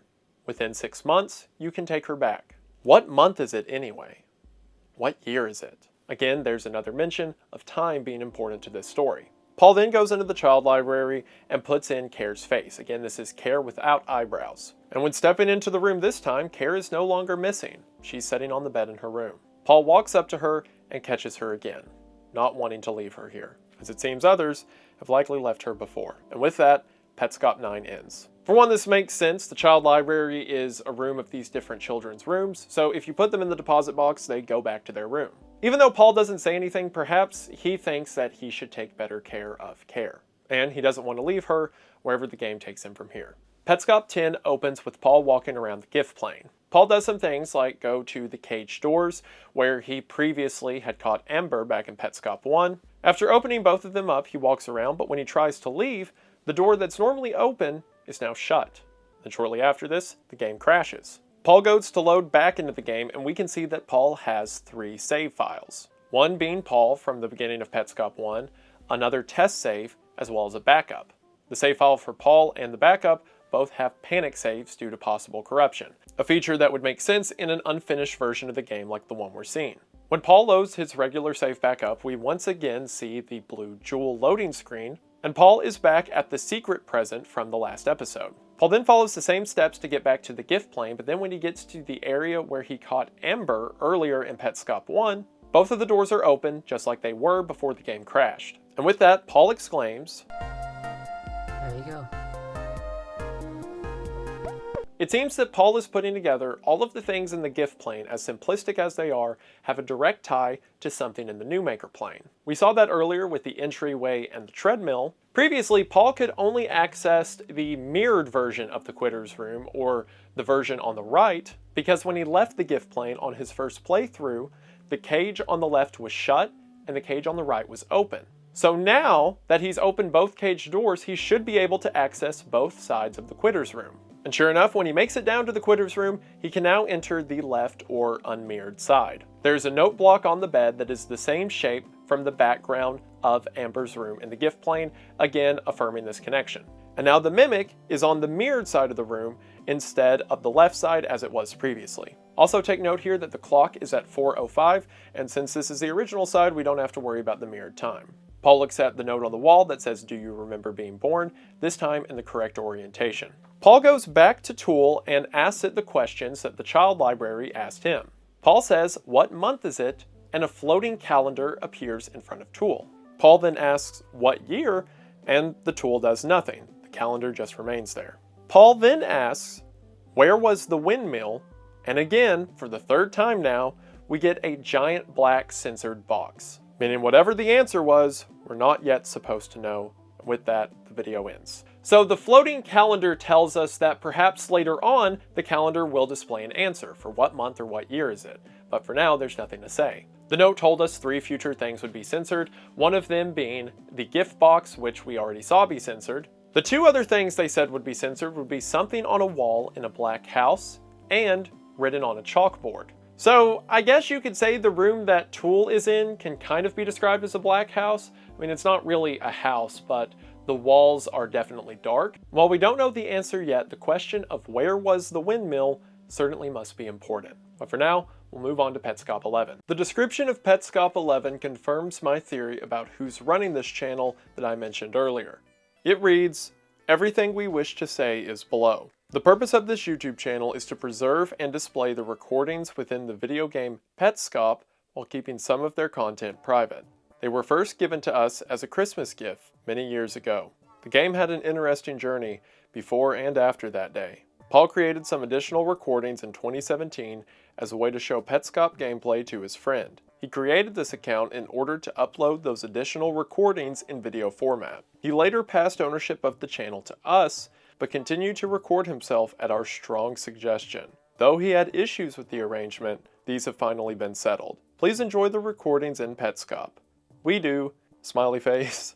So whatever entity is now managing the channel, and we can assume it happened around Petscop 5 due to the description reading, I guess this is for all of you now, it has persisted for Paul to continue making these videos, even if Paul was reluctant at first. With that in mind, let's get into the content of Petscop 11. It opens with Paul wandering around the new maker playing and talking out loud. One interesting thing he says is, when I found my room, it made sense, especially considering where I found the game in the first place.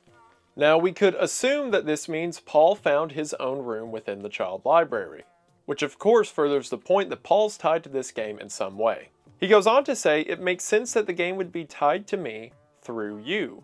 And then, last time I saw you was 1999. I was a small kid. Now, this you is either the friend that was referred to that Paul's been talking about early on in the series, or the new managers of the YouTube channel. Paul continues to explain that he has a sort of drawing that needs explanation. We don't see that drawing, but it further implies that Paul is writing a lot of this down and taking notes. Now, we don't know, or at least I haven't been able to figure out exactly how Paul knows to do what he's about to do. It can be assumed that Paul's doing a lot of testing off screen, and here we see the fruits of that, as Paul begins to run in a pattern when suddenly a gray text box appears. Paul exclaims, stating that he thought this would work, but he wasn't sure it would work. He knows what to do even further from here, as he says, okay, I'm supposed to pass on this one, and then walks forward into the new maker plane to find a tire rotating on a pedestal, and anytime Paul moves, the tire itself moves. Paul isn't even surprised to see this. He says, there it is, when he gets up to it, like he was expecting it to be there. Paul does the same movement that he did earlier at the open patch of ground, and this time when the gray text box appears, he asks it a question. He asks, where is house? And the tire rotates and begins spinning in a specific direction. Paul follows that direction and gets to a roadway. Also, just going to go ahead and get this out of the way now, that tire never shows up again. I have no idea why it's a tire or how Paul knew to do that. The series does that kind of thing a lot. I mean, you could kind of draw that, tire, road, those two things go together. And we saw the road earlier, the cars were driving by, and there's a mention of a dog getting hit by a car. But yeah, that's all the explanation you get about the floating tire of knowledge, so good luck. Paul follows the road for a bit and comes to a sign. The sign says, this is a frozen house, captured 3 times exactly as it was. And when Paul walks just past the sign, sure enough, it's a black house with a green door and green windows. And when Paul walks up to the house, the green key that's been floating above his head unlocks the door. However, despite it being locked, Paul still can't open it because insert joke about the new maker character not having arms. If you'll notice, this black house with the green windows is the exact same dimensions as the green house that was shown all the way back in Petscop 2, and the same one that Marvin tried to get Paul to lead him to in prior episodes. But for some reason, the house has now been painted black, but regardless, and as will be proven as we go on, this is the same house. Paul steps away from the house, and while the front door is in shadows, Paul is talking out loud about how he still confuses his right from his left, but as he's talking, we can hear a soft tune play. Sure enough, this tune indicates that the door's been opened. As Paul walks into the house, the loading screen is a very dark image that seems to have a lot of sharp points that I will brighten for you later for dramatic effect. When Paul walks into the house, it seems to be a Christmas party. People's positions, or at least these figures of people, similar to the figures that were seen on some of the kids' beds back in the child library, teleport around the room, and a large Christmas tree is in the center of the room. As Paul walks in, blue text appears on the screen. This is the same color of blue that was used to indicate Marvin's wife all the way back at the first expedition to the child library. So here we can see that Marvin's wife says, "Where have you been? Why were you gone for such a long time?" Followed by, "Is this a present?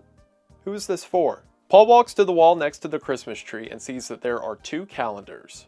One calendar shows several dates highlighted in bright green. More specifically, it shows every day highlighted in bright green from June the 5th to November 10th. And then before that, there are some bright green colors, but it's more sporadic until you get back to January where it seems to be every other day. The other calendar next to it has no highlights and just appears as a blank gray calendar. So it seems that what we're looking at here is two different years. One of the current year that's almost over as it's Christmas Day, and one of the following year. So throughout the previous year, there were several of these green days, whatever that means, and in the following year, there doesn't seem to be any planned. While Paul is looking at the calendar, it becomes apparent that he's on a phone call. As Paul's describing the calendar, he pauses and we hear a muffled voice before Paul says, "Oh, okay," and then gives us some interesting information. Paul says that he doesn't remember this girl at all, and then says, "We're exactly the same age, and I don't remember anyone going missing. I mean, sure, I was a kid, but even then," before continuing to say, "It could have been one of those periods when we weren't visiting very much." Paul then goes on to say, "I agree, there's a very strong resemblance between us." As Paul is talking, a voice on the other end of the phone says something, and Paul says he needs to verify. And he confirms that the dates of June the 5th to November 10th are all highlighted green, which Paul relays that June the 5th was the day this girl went missing, and November 10th was the day she was found. So a girl goes missing that, according to the person on the other end of the phone, and Paul agrees, has a very strong resemblance to him and shares the exact birthday. And for some reason, all the dates that this girl were missing are highlighted in bright green on this calendar. But some previous days are highlighted green as well. So does that mean this girl was missing for that entire time? Or at least missing sporadically for those amounts of time? And of course, whoever this girl is, what is Paul's connection to her? As this is being discussed, white text appears on screen that says, "Can I use the bathroom?" And Marvin's wife responds with, "Of course," to which the bathroom door opens. As Paul steps into the bathroom, something weird happens, which is saying a lot for this series. Happy music plays as the camera view is pulled over to the left and then quickly zooms in on the television screen. When this ends, Paul is standing in the bathroom. The bathroom has a green mirror and, oddly, another note block above the bathtub. Paul goes up the small ramp into the bathtub, and when he falls into it, the game cuts to black and we are taken back to the start screen. When the game loads in, this time the loading screen is of a dark building with brick walls and a large picture of a girl, or at least a picture of a girl as seen in the mannequins throughout the game so far. When we load in, the word demo is flashing in bright pink across the top of the screen, and we are taken to a view of the road with a tunnel that we've seen a couple times up to this point. Now, a lot of you guys may not remember this, you young whippersnappers, but games used to have a demo feature that would happen if the game was left idle for too long.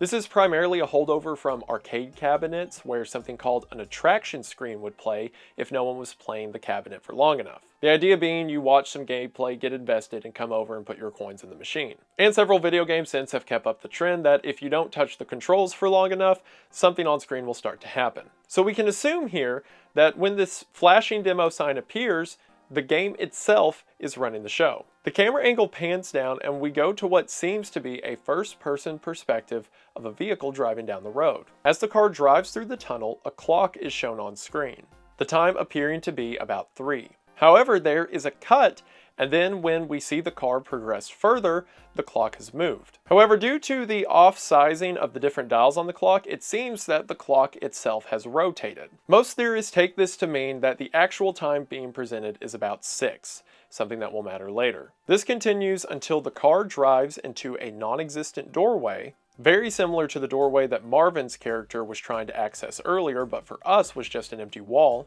And when the car hits the wall, we then cut to a park bench at the Newmaker plane with Marvin. When Paul, or whatever is controlling the Newmaker character, approaches Marvin, the screen tells us to plug in a second controller in order to talk. Marvin begins to input letters using the buttons on the PlayStation 1 controller, saying "Hello, Paul," but misspelling Paul as P-A-L-L. This Paul, or what we can assume to be Paul, has trouble communicating back for a moment, causing Marvin to reply with funny "ha ha." Marvin then continues off screen and this version of Paul follows to find that Marvin has located the school. Paul follows after Marvin, and as he does, we see a loading screen of a green face behind a purple triangle. Now, because this is green, we can assume that this is Marvin. If you look closely at Marvin's character model, you could even kind of make out the large eyebrows and exaggerated features. And given that, as well as this sort of Play-Doh drawing we see of him, or Play-Doh amalgamation we see of him during the load screen, maybe this is just a child's rendition of what they think Marvin looks like, the green man with big eyebrows. When Paul loads into the school, the environment is very different. There's a thick red haze that limits visibility, and it seems that Paul is in a sort of first-person perspective, with a HUD occasionally popping up to show his character's orientation. The school is very ominous and the music is intense, fitting given all the terrible things we've heard about it up until this point.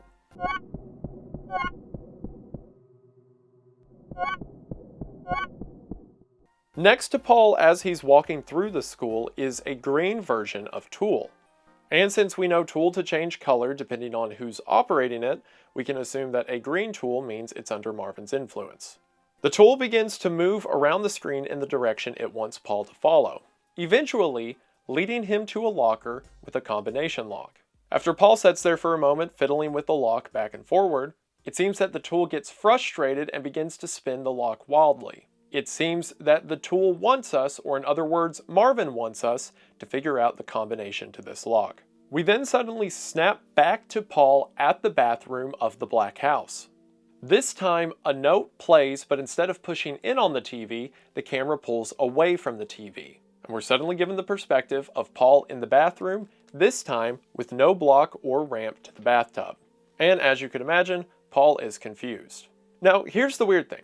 Paul doesn't mention anything that had to do with seeing Marvin, or the car, or the school. It seems that everything that happened while that demo sign appeared, Paul didn't see, or at least he doesn't take note of, which would be out of character.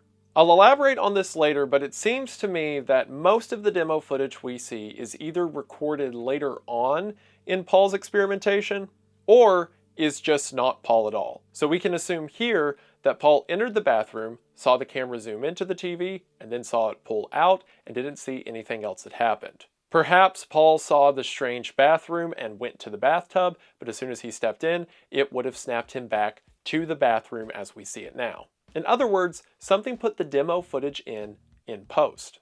When Paul steps out of the bathroom, the house has changed. There's no more Christmas tree. There is now a bucket full of what appears to be black paint, and only one calendar in the hallway. Also, next to one of the doors closest to the screen is a shaking texture of what appears to be several pieces around a radio or speaker. These pieces that seem trapped around this device are very similar to the pieces that were seen underneath the windmill girl when Paul visited the windmill as the Shadow Monster Man. I swear, some of these sentences, out of context, would kill a pilgrim. Paul walks over to a note on the wall that says, "My husband may come here after 6 p.m. Please stay overnight if you can. Thank you so much." And at the end of the note, we see a thick black circle with a small dot in the middle, similar to the one seen on a pink background earlier. Now, this is alarming.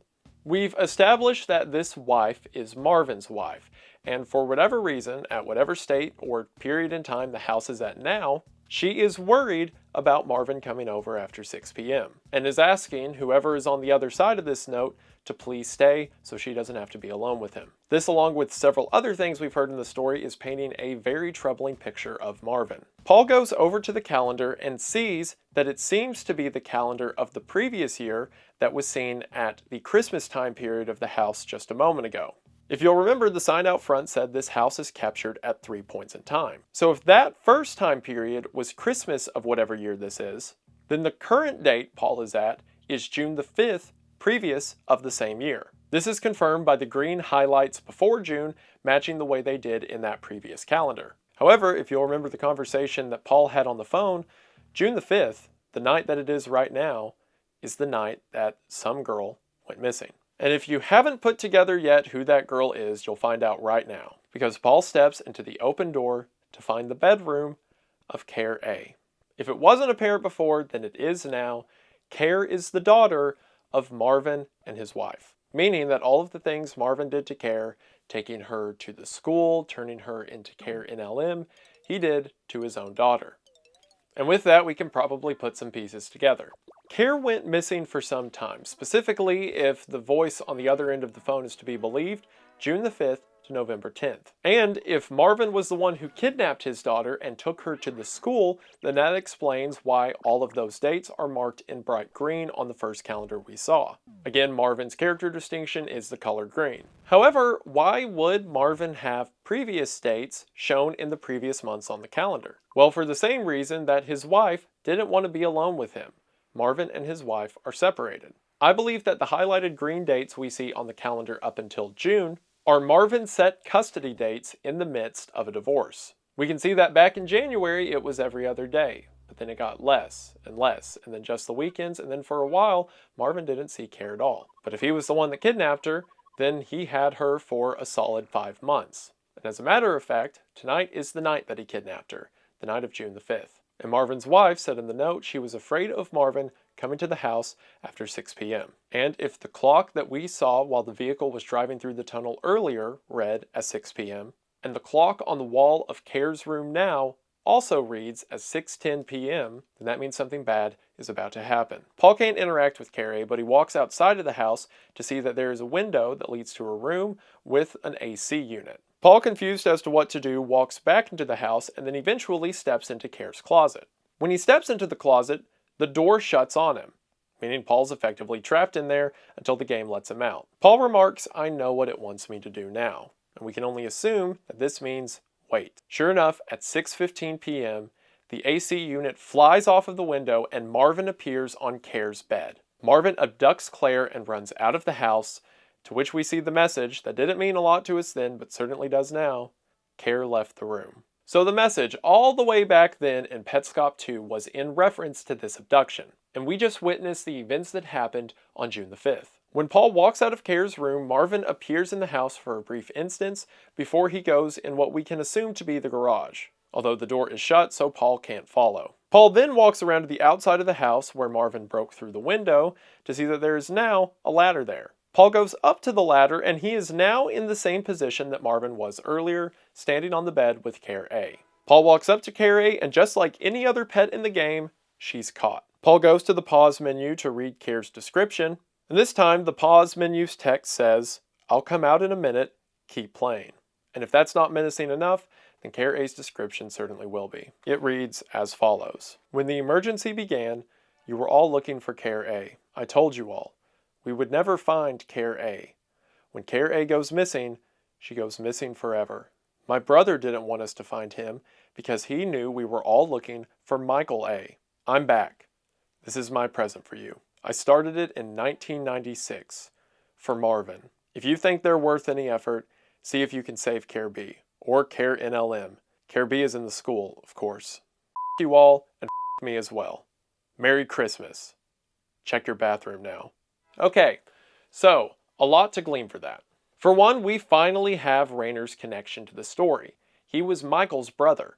And Mike was a 7-year-old child that died in 1995, and then the next year, Raynor says he started making this for Marvin. We know that Raynor is the designer, or at least one of the designers, of Petscop, so we can assume that he's talking about Petscop itself. In other words, the game was made for Marvin, or at least this level of it that we're seeing now. He also says that when Care A goes missing, she goes missing forever. And sadly, that makes sense. If Care A is the happy, bright girl she used to be, and Care NLM is the distraught version that believes nobody loves her, and Care B is somewhere in the middle, the progress from one to the other, then yeah, after what happened to Care, she probably never will go back to Care A. But you can still save Care B or Care NLM if you think it's worth it. Clarifying that Care B is in the school, of course, which makes sense as we know that's where Marvin kept her. In the description of the video, it's mentioned that whoever is uploading this stuff to YouTube says that they received the game as a Christmas gift. So it seems that Raynor made this game for Marvin and then sometime afterward left it as a gift to the people at a Christmas party, probably this Christmas party. But then he has a final goodbye note and tells them to check the bathroom. You can probably guess where that's going, but we'll elaborate on it later. Paul makes an interesting note after reading the word Raynor when he says, "I saw him at a birthday party once." He goes on to say all of the kids were playing video games in the basement to hide, and Rainer was with us. He was certainly the oldest, but he was there playing games with us. So here we have another tie for Paul to the story. Not only does he seemingly look like Care and share the same birthday, but he knew Rainer. And Rainer back then was mentioned as being an older kid who played video games with the younger kids when they were at a Christmas party to hide. Now, this phrase of to hide could just mean the way kids always do at family gatherings where they sneak off to go play video games somewhere. Or it could be, considering the state of the family as we see it now, the family was prone to fighting and not being, the kind of family you want to hang around. But again, Paul is either a part of whatever family this is or connected in some way. From here, we cut back to the demo gameplay in the school. Again, this abrupt change further leads me to believe that this stuff was added in post. Demo Paul steps into an open room, and this time we see that the load screen is a piano with a PlayStation controller connected to the top of it. When the screen loads, we see that Demo Paul is in a room with Marvin. Marvin says, "Play music for baby, she will become melody." And then a purple triangle appears that when Demo Paul picks it up is identified as a Needles piano. This is the same purple triangle we saw tied to Marvin's green face in the load screen for the school earlier. As Demo Paul begins to input on the Needles piano, musical notes begin to play. The captions tell us that this tune is called Care's Melody. Marvin moves around at first, seeming to be happy with this, until the notes turn red, indicating that Demo Paul is messing up. To which Marvin replies, "She tripped and fell and is lost," blaming whatever happened to the she character on Paul. Paul says sorry, and Marvin says, "Tiara plays bad music too. Do it right next time." Paul says he is sad. Marvin says, "Okay, Paul," once again spelling it P-A-L-L. With that, Petscop 11 ends. I have a theory for what all of this school stuff, all of the demo clips we see of like Paul playing the Needles piano is, but we'll get to that later. Here though, we have another mention of Tiara, and we still don't know who that is, although they seem to be important. And we're going to find out who they are in Petscop 12. Petscop 12 begins with another demo gameplay segment, this time beginning in the Quitter's Room. Time on the wall seems to be 7:55 or 5:05 since we're on the mirrored side. And similar to the previous demo clip, there's no commentary from Paul. Initially, there is no mimic on the other side of the screen, until suddenly a mimic does appear, but this time it is a version of the New Maker character with a red triangle head. And as our character moves around the room, this triangle head mimic follows. I'm going to go ahead and spoil this because it will make the description of this episode a lot easier. If you go back to Petscop 10 and watch what happens when Paul enters the left side of the Quitter's Room, it is a one-to-one match of what we're seeing now just on the other side of the mirror in Petscop 12. In other words, this demo Paul, the player character we're watching right now, is the one that we previously saw as the mimic with the smiley face back in Petscop 10. So we are seeing those moments from the mimic's perspective. And this raises an interesting point. To the mimic, they look like Paul, or they look like the standard New Maker character. But to them, Paul looks like New Maker with a giant red triangle face. We can talk about what this might mean later, but all you need to know for now is the character we're watching in Petscop 12 and the smiley black and white face that we've seen in the Quitter's Room previously are one and the same. If you'll remember, back in Petscop 10, Paul had went to the gift plane and opened both sides of Amber's cage, meaning now both sides of the Quitter's Room should be open. As our mimic runs outside and begins to run to the left, they run into the version of Paul with the triangle head. And it seems when this happens, the two fuse, or at the very least, the illusion of the mimicry doesn't matter anymore. In other words, this mimic is now free. With this new freedom, they begin to walk around the underground of the New Maker plane when text appears on screen. The first thing the text says is, "Hi Belle, you're free." So this character I've been referring to as the mimic the whole time is Belle. Belle is the figure that has been mirroring Paul in the Quitter's Room and tried to mirror him at one point before staggering then catching back up. And now seemingly, because Paul figured out the puzzle and how the gift plane connects to the Quitter's Room, Belle for the first time is free. However, a very important thing to note is that Belle's color is the exact same color as Tiara's. And as we've established, color coding isn't an accident in this game, except when it comes to Randus and Marvin, I think. So Belle has some connection to Tiara. And now seemingly Raynor, since he's the one who's been delivering all these text boxes we've seen in the game up until this point, is now speaking to Belle directly. However, previously, pretty much all of Raynor's messages have been very harsh and critical of people, especially Marvin. But in contrast, listen to how he talks to Belle. Hi Belle, you're free. I left these messages for you to look at in case you were ever rescued. So, while you walk around looking for something to do, I'll come up periodically. When the messages run out, I'll be out of your hair forever and ever. Raynor seems to have a very light, playful tone when it comes to Belle, something that will make more sense as the series goes on. As Belle is walking near Mike's grave, another box appears that says, "You've apparently been running Petscop non-stop for 553,758,221 seconds, or 153,822 hours, which, to keep the math going, is about 6,409 days, or about 17 and a half years. So Belle has been playing Petscop nonstop for 17 and a half years. If we're assuming these recordings to take place in 2017, as the description said earlier, then that means Belle started playing around 1999 or 2000 and hasn't done a thing since. You may be asking yourself, how is this possible? But save that thought for later. Raynor continues and says, "That looks dubious to me. What do you think?" Later, Belle is walking towards the child library and Raynor says, "Are you still sitting on a chair? Can you still look around the room? Is there still a room?" Before you can ask yourself what that means, Belle walks in front of the child library and Raynor says, "This is the child library. You're not family, so I didn't add your traits to the face system. That means I didn't add your eyes, or your eyebrows, or your nose." That establishes a couple things. For one, Belle isn't affiliated with this family, or at least wasn't before Belle began playing the game. And that means whoever is in the child library is a part of the family. So that is more confirmation that Care, Mike, therefore Raynor, Marvin, his wife, and Paul, as Paul said earlier he found his room, must all be related. Not to mention the girl from the windmill, because her face was in the library as well. Belle walks up to the new maker plane and after going behind the cellar door, sees Marvin standing there. Marvin doesn't interact with Belle. It could even be possible that he doesn't see her. Regardless, Raynor gives Belle the message, "Don't get lost."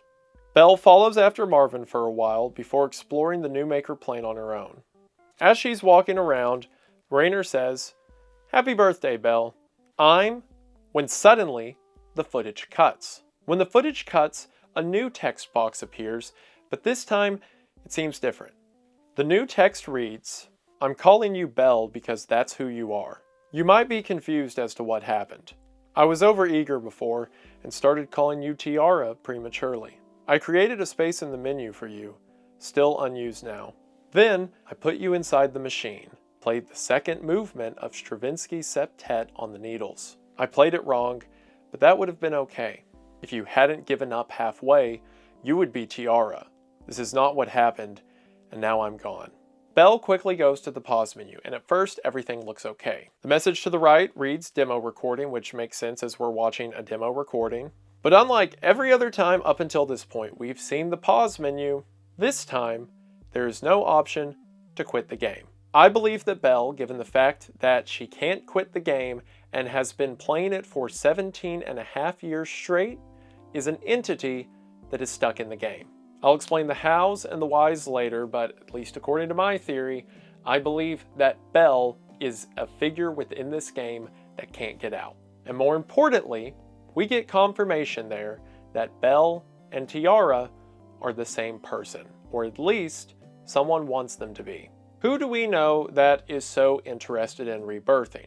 Who do we know that wants people to play music right and gets upset when they don't? I believe that the person speaking to Belle at the end of Petscop 12 is Marvin. Earlier, Raynor said that your friend, referring to Marvin, was reborn as your daughter, which we now know to be Care. If you'll remember, the face that we saw on the girl in the windmill didn't have eyebrows, and we understand this girl in the windmill to be Marvin's friend, or at least his friend that was lost in 1977, that he is now convinced Care has been reborn into. That's why Marvin was excited to see Care without eyebrows, because it was his confirmation that his friend without eyebrows, the girl from the windmill, was being reborn into his daughter. And now it seems that Marvin was doing the same thing with Belle, trying to turn her into Tiara.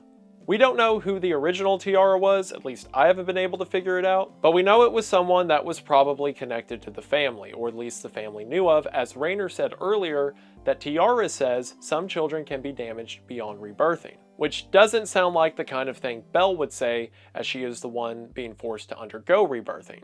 But according to Marvin, at least here in this last text box, Belle did something wrong and it ruined the process. Which makes sense, because where do we find Belle when Petscop begins? We find her in a place called the Quitter's Room.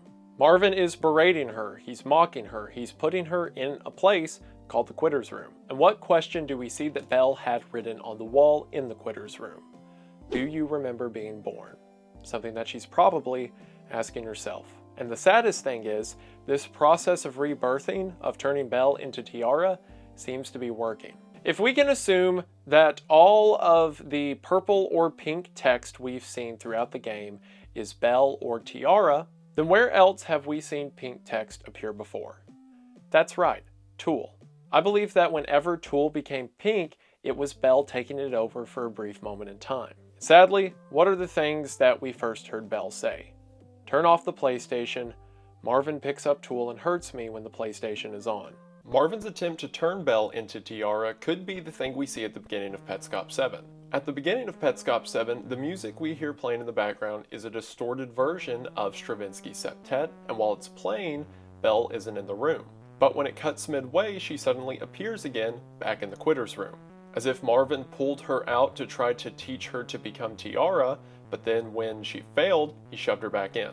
This would also explain why Belle is in the Quitter's Room in the first place. She's put in here to mimic people, to learn to be someone else better.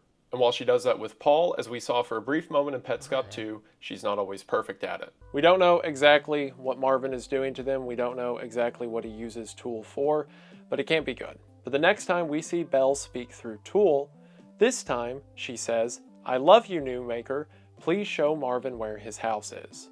Before saying more stuff that Marvin needs, like 1,000 pieces for the machine in the school basement.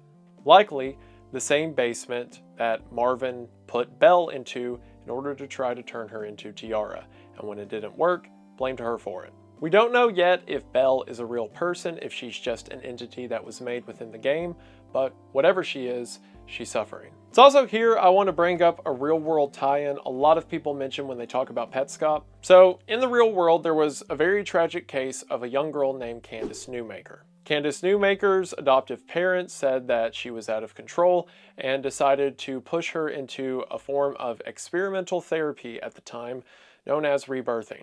I won't go into all of the details here for the sake of respect, but the short version is that in this rebirthing therapy, a couple of adult therapists laid on top of the young Candace with these blankets and pillows. The idea was to simulate a new birthing experience, like Candace had to physically crawl out from underneath their weight. And of course, the young girl wasn't able to do it and began to suffocate. As she was suffocating, the therapist yelled at her, yelling again, that she is a quitter, nothing but a quitter. And tragically, Candace Newmaker suffocated and died in the middle of the rebirthing therapy. And you probably hear a story like that and think this is some old story from the dark ages of mental therapy. But this happened in 2000. It is a very tragic and gut-wrenching tale of the death of an 11-year-old girl. And the reason that it gets mentioned in relation to Petscop so much is that there are several connections. For one, Candace's last name being Newmaker, the word Newmaker has come up a lot so far, from being what Paul is titled to the Newmaker plane. Candace's middle name is Tiara, which is of course the name that Marvin is trying to turn Belle into. And of course, connections like the real world Candace Newmaker being told over and over that she's a quitter, and us finding Tiara in the Quitter's Room. Now, there's not a lot of things that the creator of Petscop, Tony Domenico, has clarified regarding the series, but this is one of the connections he did clarify. Tony has stated outright that Petscop is not intended to be a one-for-one account or retelling of Candace Newmaker, or like Candace Newmaker has been transported into the game, or anything like that, as some people tend to believe. And that instead, all of the connections are simply symbolic or referential. What I think more than likely happened is Tony heard the story of Candace Newmaker and was so moved by it that within his fictional series, when he decided to describe someone who is abusive to children and trying to bend children into their new will, he used these real-life villains as mirrors for his fictional ones. So while there are a lot of similarities to be drawn, they are purely symbolic. And for what it's worth, the popularity of Petscop and these connections have led a lot of people to learn about the story of Candace Newmaker, and to see this tragic tale in a more reverent light. So none of that to say that what's happening to Belle in the narrative is the same level of bad by any means. It is to say that, sadly, sometimes fictional accounts like these get their rooting from real-world travesty. And since so many people draw the connection between Candace Newmaker and the series, I figured I should mention it. But keep Belle/Tiara in mind. She is going to become a mainstay through the rest of the series. Petscop 13 opens with more demo gameplay, this time in the house. However, this time it seems that Paul is controlling it. It seems that off-camera, Paul has been experimenting and trying to figure out more ways to progress the narrative. Paul pushes the bucket from the living room outside all the way to the road. He pushes the bucket and the tool all the way till they get to an arch, and at this arch is another note block, again that corresponds to a place in the gift plane that we'll see in a moment. As the blue tool passes through the arch, it goes up in the air, so Paul figures if he puts the paint bucket underneath where the tool will land, sure enough, as Paul moves away, the tool falls into the bucket and becomes now a tool covered in black paint. He pushes the black tool all the way back to the house and gets it back to the living room. When he gets to the table with the speaker that is covered in pieces, similar to what happened in the windmill earlier when Paul was the Shadow Monster Man, the tool moves towards the stack of pieces as the camera fades to black. Paul gets several more pieces in his inventory, and when the camera reappears, we see that I think it's a speaker. It's like a speaker or a microphone. Whatever's sitting on the table is no longer covered in pieces. After this, we cut to the gift plane, where Paul is now playing on a new file. He says he's doing this to try something out. He's standing in the room with Randus and the rain cloud. If we look at the note blocks that take up the background of this room, it is the same note block shape that was seen on the bathtub, meaning that the bathtub inside of Marvin's house has some connection to this room. Paul takes the bucket from Randus's room and pushes it all the way to Toneth's room. If you'll remember, Toneth was the one pet in the gift plane that Paul couldn't catch earlier. Paul having deduced that the same way he caught the blue tool with the black paint bucket, maybe used the same way to catch Randus in the water bucket. Paul pushes the bucket from Randus's room to Toneth's room, and sure enough, the design in the background matches the note block that was seen at the entryway where Paul caught the blue tool. Paul pushes the water bucket to the back of the room, and when he moves away, Toneth falls into the bucket, allowing Paul to walk up and finally catch Toneth. When Paul goes to the pause menu, we see that this is once again a demo recording, and Paul goes to the menu to read Toneth's entry, and Toneth's description reads as such. Toneth is Toneth's baby half-brother. Because he's younger, he gets to learn from all of Toneth's mistakes. That's why he always looks both ways. He doesn't get into trouble. You won't have to watch him all the time. He's good. Now here we can put together a connection.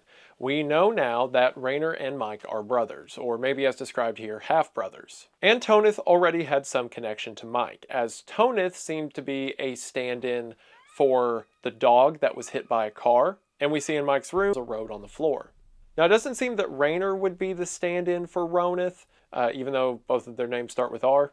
Because from everything we've seen, it seems that Rainer was much older than Mike, who died when he was only 7 years old. But what we do see here is that Toneth learned from Toneth to look both ways before crossing the road.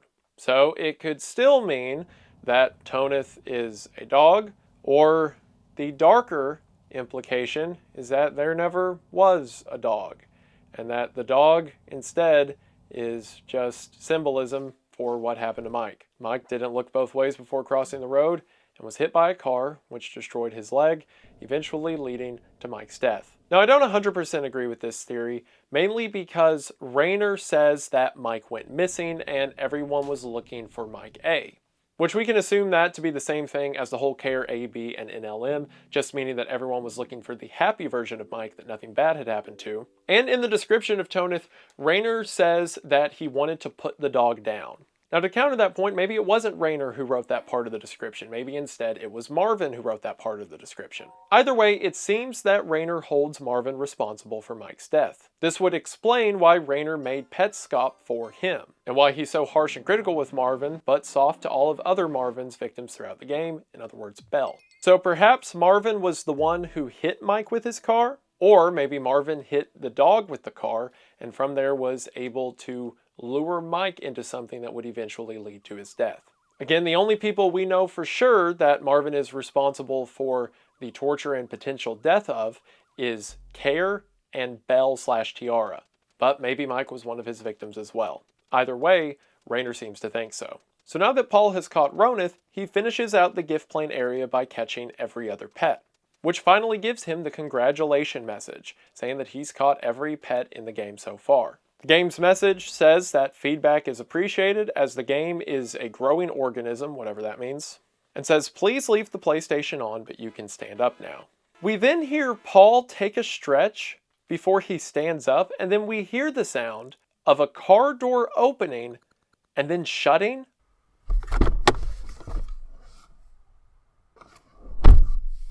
Has Paul been in his car? Is he in like the back seat of like a Honda Civic, like with a generator and like cigarette lighter adapters hooked up in order to play a PlayStation 1 video game? Why? This car thing will come up as the series goes on as well. But for now, yeah, it seems that Paul was playing at least this portion of the game from a car. Do with that what you will. For now, we're on to Petscop 14. Petscop 14 opens with more demo gameplay, this time of us in a very green room with two separate beds. Next to the bed on the right side is a small windmill. Of course, the same windmill that we've seen in the game several times at this point. When the player character walks up to the windmill, the text reads, "This windmill vanished off the face of the earth." Here's a similar puzzle. For you, Marvin, there are two pictures of a door. In the first picture, the door is closed. In the second picture, taken later, the door is open. Nobody opened the door. The door did not open itself. The door, in fact, did not open at all. What happened? The player character then tries to walk onto the green bed on the right side of the room, and the video cuts. So this is a riddle that is posed that will kind of be answered as the series goes on, but if you weren't confused by Petscop yet, this is where it gets to be a lot. So we'll go ahead and see in a moment that this green room is another one of the bedrooms in Marvin's house, back when the house was still very green instead of painted over in black. Also, like the subtle distinction that you can see before Marvin was even kicked out of the house that their marriage was already falling apart, as instead of a single shared bed, we have two beds, one clearly indicated as blue for Marvin's wife and one indicated by green for Marvin himself. And it seems that the character we just watched play this small demo segment was Marvin, both because of the text Rainer addresses him with, and also the fact that he tries to climb onto what is assumedly his own bed. So that means Marvin played the game at one point himself. Or, since earlier we saw with Belle that while she may appear as a different sprite, or at least have a different head compared to our player character or Paul, from Belle's perspective, her character looked normal. So maybe this is the standard Marvin character we've seen throughout the game, but from Marvin's perspective, he just looks like a regular player character. When the footage cuts back, Paul is once again in the house and says he has an idea. Okay, so Paul says that in addition to the public YouTube that we are watching, there is a hidden family YouTube, or in other words, a private YouTube channel that only the family has access to. And no, as far as I know, there is no secret unlisted channel that has been found in all the research for Petscop. Sorry, this video's long enough as is. But within the lore, there is a secret YouTube channel that Paul is watching different Petscop gameplay get uploaded to. And it seems that a lot of this demo footage that appears is getting uploaded to that channel. So Paul, in the house in his gameplay, is standing in front of a locked door. This locked door leads to the bedroom we just saw in Marvin's short demo segment. However, Paul says that while in his current gameplay, the door may be shut, in another gameplay, the door may be open. So, he is going to interact as if the door is open and wait for a demo reel to be posted of that same interaction that he does taking place as if the door had been opened. So effectively, Paul is going to pretend that he is in the room and then wait for the video to get posted that showed what would happen if he was actually in the room.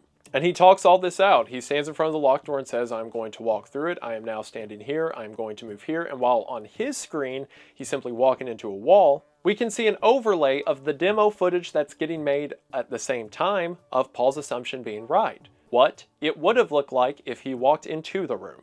Again, time seems to be a huge factor in Petscop, but another huge factor is dimensions. Things that happened on the gift plane have an inverse that happened in the New Maker plane.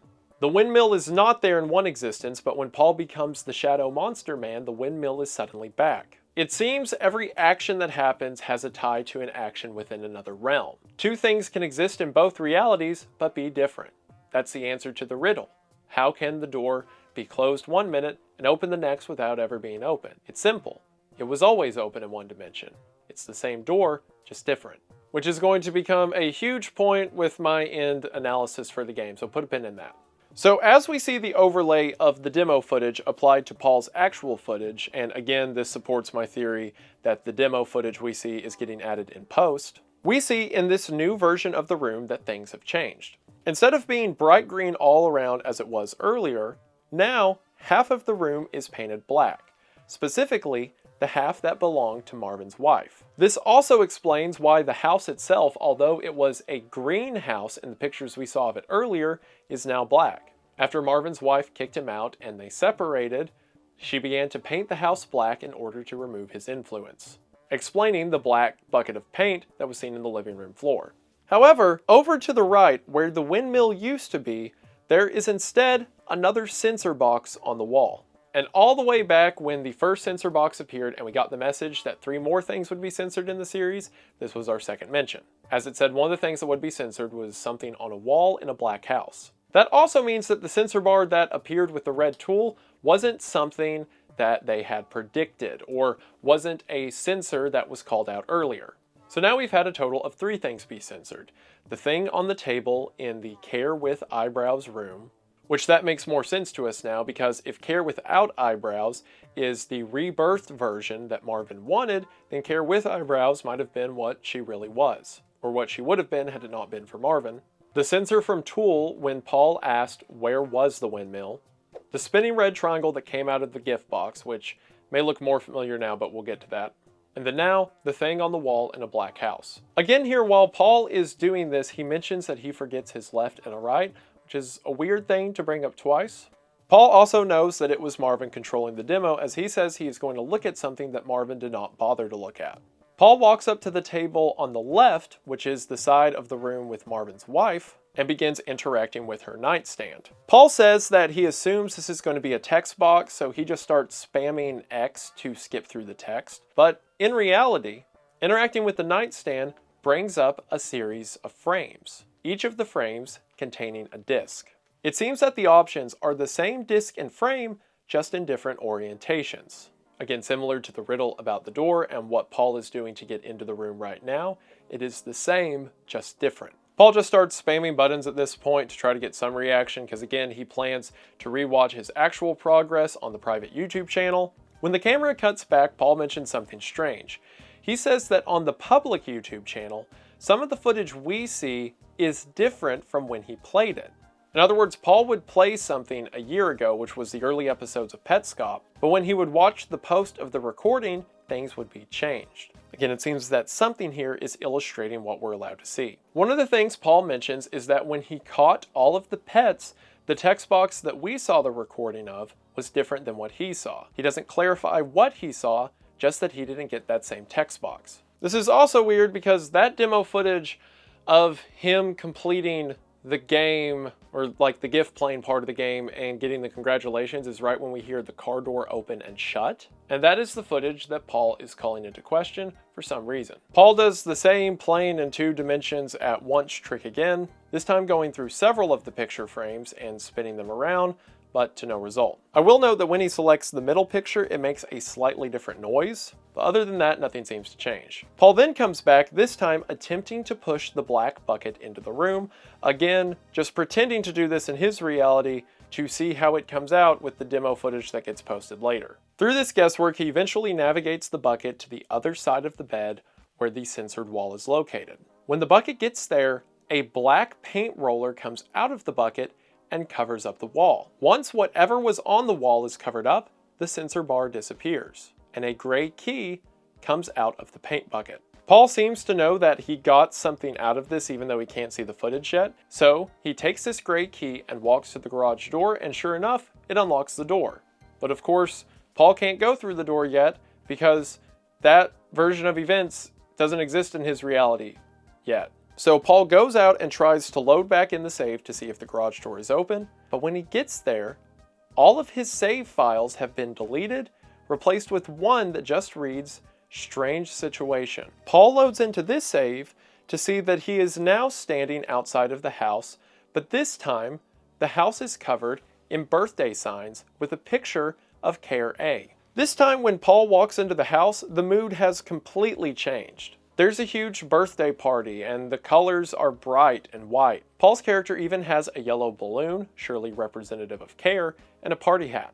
When Paul walks into the house, blue text appears, again Marvin's wife, that says, "You made it! Happy birthday! Why are you covering your face?" "Oh, of course I recognize you. Those eyes, that nose, that's still you." So Paul is holding a yellow balloon, and it seems that Paul is the stand-in for Care. We know that this blue character is Care's mother, and the comment of course I recognize you is probably referencing Care. Note that the mom says those eyes and that nose, not saying anything about eyebrows. And also Care's mom asks why she's covering her face. It seems that while they expected Care A to come to the party, Care NLM is there instead. The mom continues, "Go ahead and have a slice. Oh, don't worry about those." Probably referencing the drawings of blue tulle that are around the birthday cake. We now see that there are 2 calendars on the wall, one green and one red. When Paul clicks on the green calendar, we see that it is November the 12th, Care's birthday, which as mentioned earlier is also Paul's birthday, but more crucially, 2 days after Care was found. So this birthday happened after whatever happened to Care when she was abducted by Marvin, which explains why she is Care NLM and why she doesn't think that her mom recognizes her. The mom continues, "I sure hope you've realized by now, doesn't matter how long you've been gone, doesn't matter how much you've changed, you aren't lost. Stop wondering and come home." Paul then looks at the red calendar to see that the red calendar also says it's November the 12th, but on this calendar, November the 12th falls on a Sunday, as opposed to the green calendar's Wednesday. While looking at the red calendar, Paul says he has to check something, and we hear what sounds like a seatbelt. Check something. Again, further reference that Paul's in a car for some reason. When Paul comes back, he says that those days lining up that way on the calendar mean this is either a calendar from 1995 or 2017. In other words, the year Paul is in right now. To which Paul remarks that he's getting that bad feeling again. Now this actually was referenced earlier. It's probably not 1995 because the calendar to the left that seemingly comes before it is the calendar from 1997. Both because, as will be confirmed later in the timeline, 1997 was the year of Care's kidnapping. And also, if while flipping through that green calendar, you go to June the 13th of 1997, there is a small mark at the bottom of the calendar day, which if you'll remember is the day that the note was written that came with Petscop that started all of this in the first place. So if the green calendar are the events that are happening in the house Paul is standing in, then the red calendar must be for him, 2017. And if you'll remember all the way back when Paul asked Tool, what year is it? Tool simply showed a red calendar. In other words, the red calendar that Paul would find in the house is meant for him. Again, it seems that Paul's interactions with this game have been instrumented from the start. Paul then runs into Marvin and his wife's now open bedroom door, but as he does, there's a loud thump and his balloon and hat come off. The wife's text says again, "Care, are you okay? You ran straight into the door. Did you think it was open?" Oh, poor baby. So, Paul has been acting as Care when he walks into the house. That makes sense.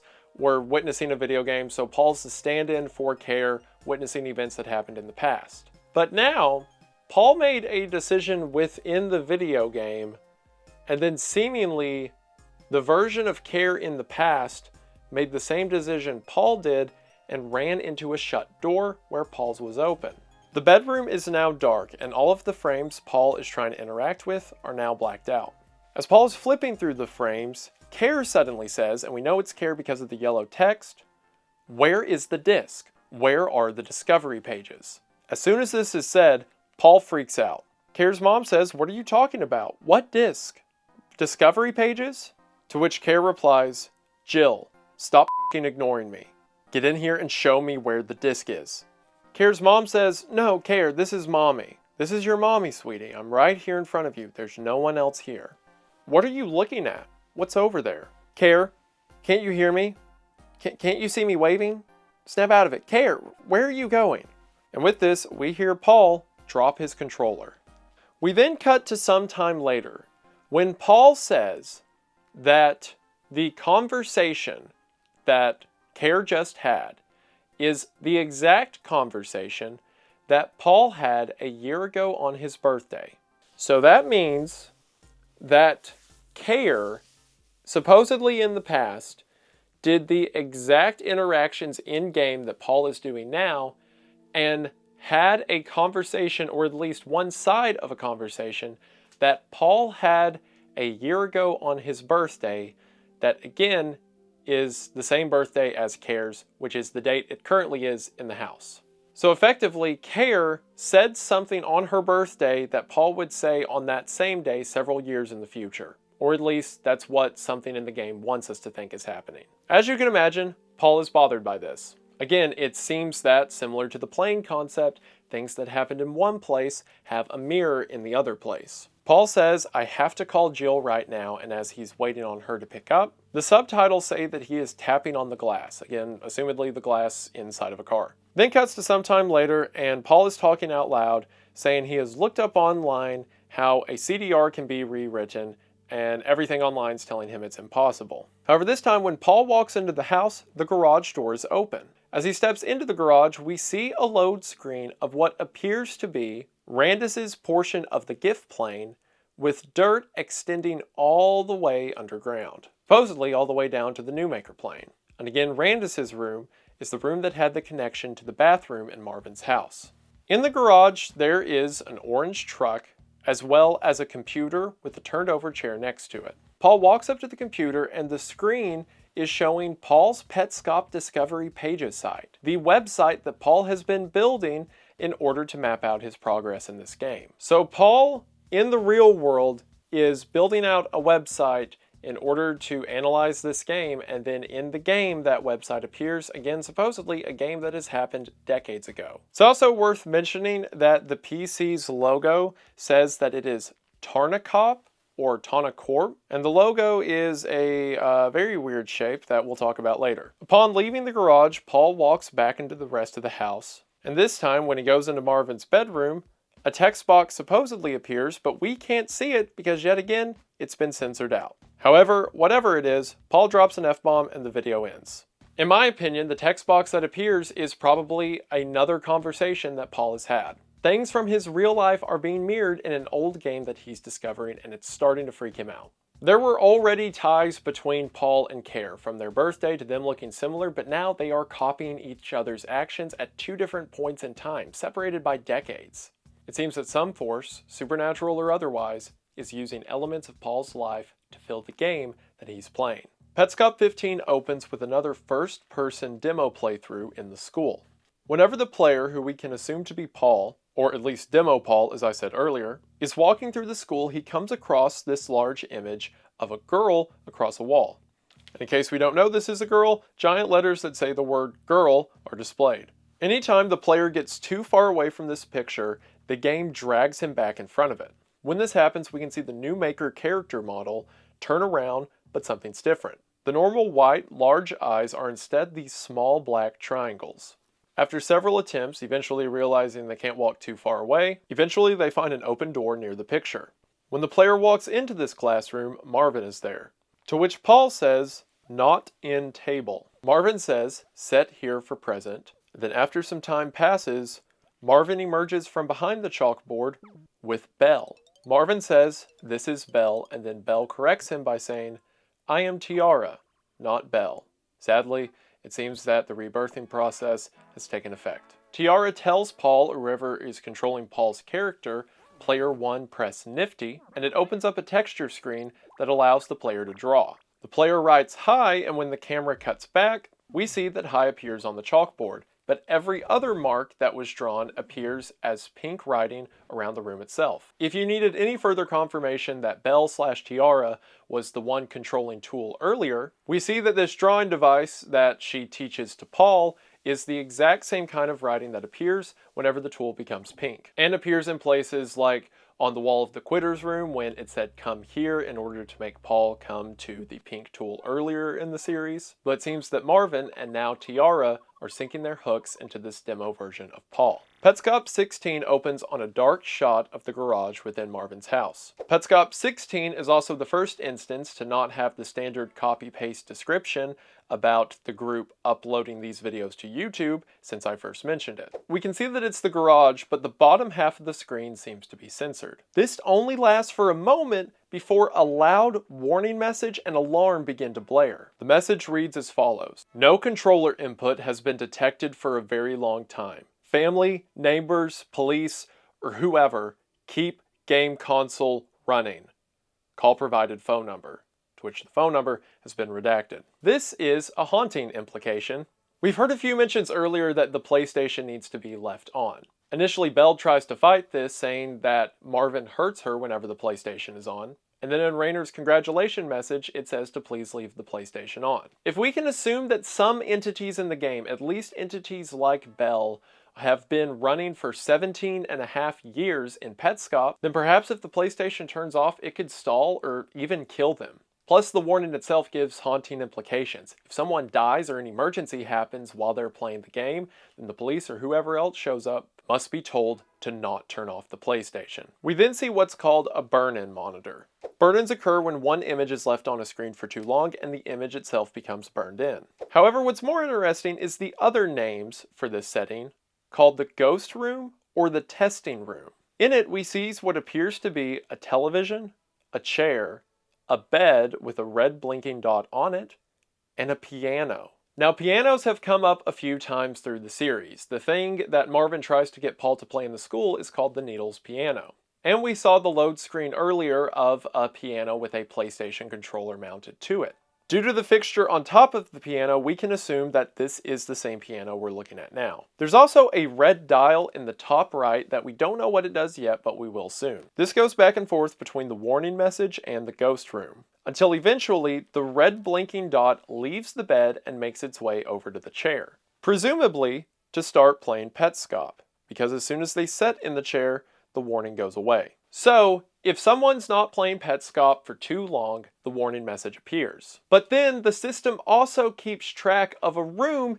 in which someone is playing Petscop. But this room is bizarre. It's minimal. It's down to a bed, a chair, a TV to play Petscop, and then the piano. We know that the piano has something to do with the rebirthing process, so perhaps the piano's inclusion is Marvin's doing. But more importantly, whose room is this and why can we see it? Now, most people assume this ghost room to be footage of Paul, going from his bed to playing Petscop. And if Paul goes too long without playing the game, this message and monitoring of him appears on screen. Some say perhaps the people that Paul is sending these videos to is monitoring him to make sure he continues to play the game. I don't think this is the case. I think that, as we've established, Paul for some reason is in a car as he's playing the game. And while sure the flashing message and the ghost room screen could be an addition from the people who want Paul to keep playing the game, but if they can manipulate the game to show stuff like that, why would they need Paul? Unless they're just using him as a playtester for the game, which some have theorized, but again, I disagree. I think the entity we see in the ghost room is Paul, but it also isn't Paul. Something something, one door is open and the other is closed. But before I get into all that, let's move on to Petscop 17. In episode 17, a lot gets cleared up. The first new change comes in the description, that now simply reads, "Some select Petscop recordings." In a way, recordings have the power to raise the dead. They're kind of scary. We finished our long Easter egg hunt. Petscop 17 opens with the same image of Marvin's garage. However, when our player presses pause, a very interesting message is displayed by the pause menu that simply reads, "The ghost room is a ship in a bottle." I like this quote. I'm going to use it later. Remember that. Whoever's controlling the screen goes to options and selects sound test. They go through all the different sound options in the game, eventually getting to 84 and 85. 84 is Care saying, "Uh-oh," and 85 is Care saying, "Bye-bye." They go back and forth until eventually stopping at Care saying bye-bye, to which, and I'm not kidding, they spam it for a minute straight over 100 times. Eventually, the audio of Care saying "uh-oh" plays, and the screen goes red, very similar to the format we saw for the ghost room, and we're taken to a secret developer menu. The menu has 3 options: all recordings, room impulse, and extra stuff. For now, we go to room impulse, where we see a selection of all the different areas in the game. The user selects house and then selects generation 10 before hitting play. Now what this seems to be is a developer's menu. In other words, the game is keeping data on how different people play the game. So the developer can select an area, go to the 10th generation or the 10th iteration of people playing, and see all the different impulses or paths people took while playing the game. We then see the house full of different versions of new makers, each with red pyramid heads as saw by Belle in Petscop 12. This makes sense since we established perhaps every version of the main character or new maker that isn't the one we're viewing the perspective of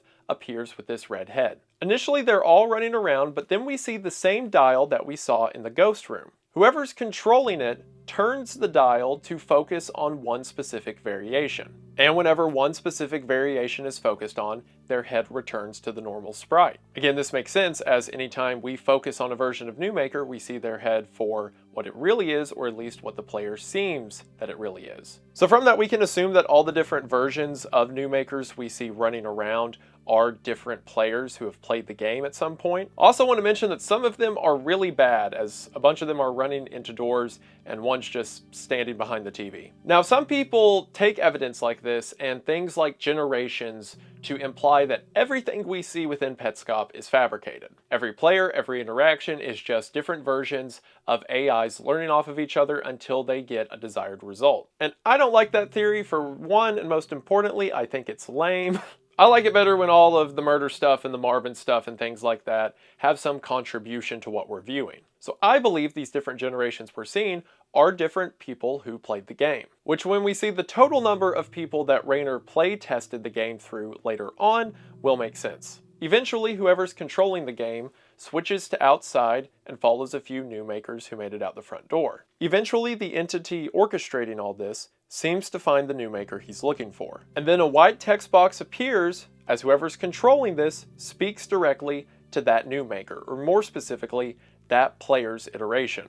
Now, considering this is a white text box being used again, and the fact that we know Rainer is the one who developed the game, it's safe to say that all of this secret menu stuff we're seeing is through Rainer. I mean, that would make sense. If he developed the game, he would know to go to audio cue number 85, spam it for a minute straight to unlock the secret dev menu. So it seems that Rainer is looking for something, and he seems to have found it with this one specific player. So Rainer begins to speak to this player and says, "Hi there, wake up, you're free. There you go, thank you. I want you to retrace your steps." And at this, the player begins walking backwards, seemingly on the path that they originally walked. Rainer continues, "The family, as usual, wants to learn what happened to you between November 10th and 12th of 1997. On November 10th of 1997, you ran away from your daddy's school building, and on the 12th, you arrived at your house." From this, we can assume that the player we're watching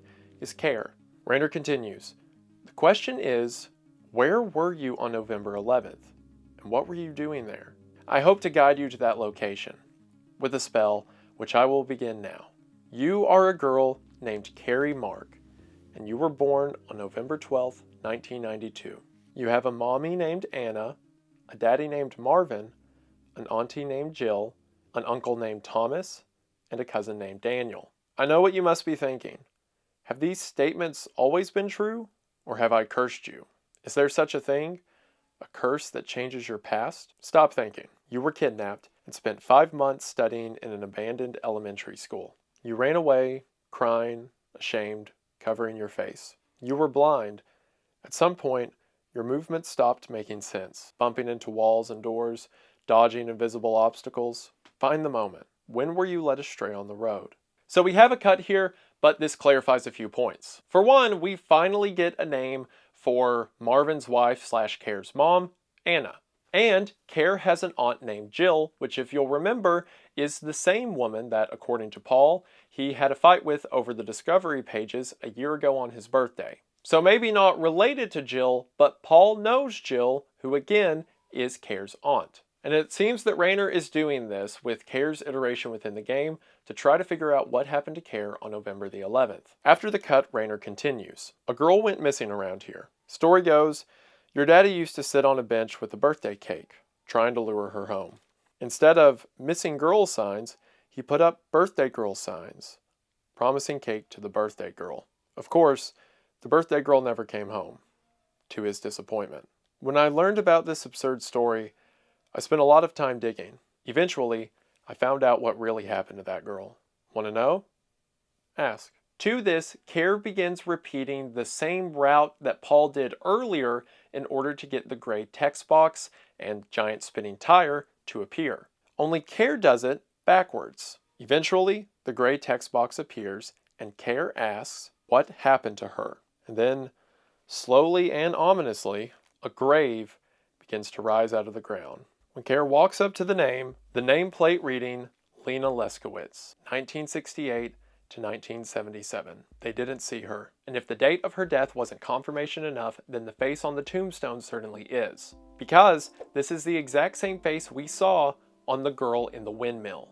Meaning that Lena Leskowitz was Marvin's friend who disappeared at the windmill. Or in other words, Lena is the girl who Marvin wants Care to become. Raynor adds a more sinister touch to this story as well. See, earlier it was kind of implied that an accident happened, and Marvin witnessing the death of his friend in 1977 is what drove him on this downward spiral. But here, Raynor says that after she disappeared, Marvin would put up birthday girl signs and set with cake waiting for her to come home. But Raynor said this story is ridiculous, and he did some digging only to find out that Lena's been dead. So it seems that Raynor believes Marvin killed Lena, or at least had some part in her death. This ties all the way back to one of the first mentions that Raynor gave on the child's wall earlier in Petscop. When talking to Marvin, he says, "Where did the windmill go? What did you do?" And on Lena's tombstone, it says they didn't see her, which ties into the message of Marvin's friend disappearing, which we now know to be Lena, and the windmill itself disappearing. Whatever Marvin did, he had some capability to make both the windmill and her disappear,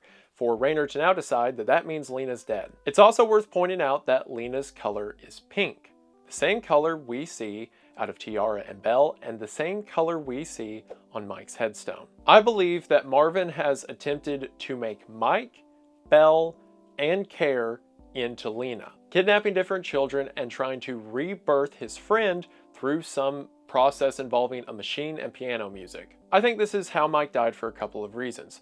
For one, however Mike died, it made Raynor mad enough at Marvin to build all of this as a means of torturing or figuring out his secrets. We know that Mike has eyebrows and Lena doesn't, so that's a problem. But when Paul input the version of Mike's face without eyebrows, that's when we got an interesting result. As a matter of fact, remember that tool earlier that I said appeared on the Mike without eyebrows nightstand? More specifically, not tool as we know him now. At the time, I just called it the red shape. The other thing sitting on the nightstand? At the time, I theorized that to be a wishbone or a pair of pliers. But what that might more accurately be is a pair of tweezers, as Marvin might have ripped the eyebrows off of Mike, among other things, in order to try to make him into Lena. But of course that didn't work, and Mike died in 1995. And then Care's face that we see in the game doesn't have eyebrows because, as mentioned, Anna, again, Care's mom, said that she isn't growing eyebrows, and that was probably Marvin's doing, because when Paul inputs the version of Care with eyebrows, more specifically Mike's eyebrows, that's when her room gets an interesting result. And we've already seen ample evidence that Marvin is trying to do the same thing to Belle. Only he's not trying to make Belle into Lena, he's trying to make her into Tiara, and I think that's because Belle isn't a part of the family. Remember how we know Mike and Care are both related because their faces are in the child library, but Belle isn't in the family because Raynor said specifically to Belle, you don't have an entry in the child library because you're not part of the family. So maybe Belle was unfit or unable to become Lena, so instead, Marvin made her into something else. He's made her into Tiara. Raynor also makes the remark, is this true or have I cursed you? Can a curse change the past? And in this series, I would say probably. So there might be some time complications in my theory, but broad strokes, I think that's what's going on. Also, there's the mention that Care was blind for a while, and she was bumping into walls and doors and dodging things that weren't there. We've already seen this before, as Care in the past mimicked Paul's movements in the game, even walking through closed doors, or at least trying to. So it seems that whatever happened to Care in the school basement, it caused this connection to form between her and Paul. Care continues backwards down the stairs beneath the Newmaker plane and eventually to the roadway. Care walks backwards through the tunnel, down the road, and the video ends. So do I think this was actually Care? Well, just like Paul being in the ghost room, yes, but also no.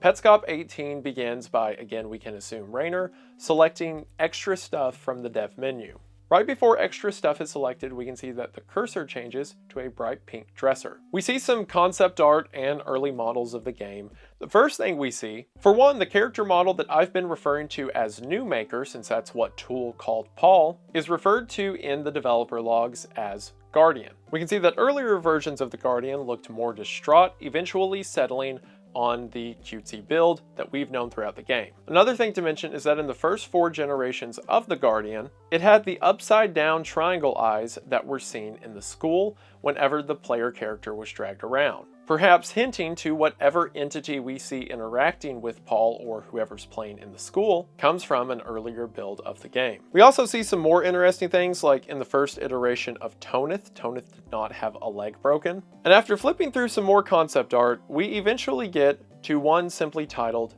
The House. We can assume that this is probably referential to Marvin's house, as it has green walls and a dark green roof. The music fades out as the house is shown. At one point, we hear what sounds like a child's voice, but the last minute of the video is simply the house slowly getting bigger, and Petscop 18 ends.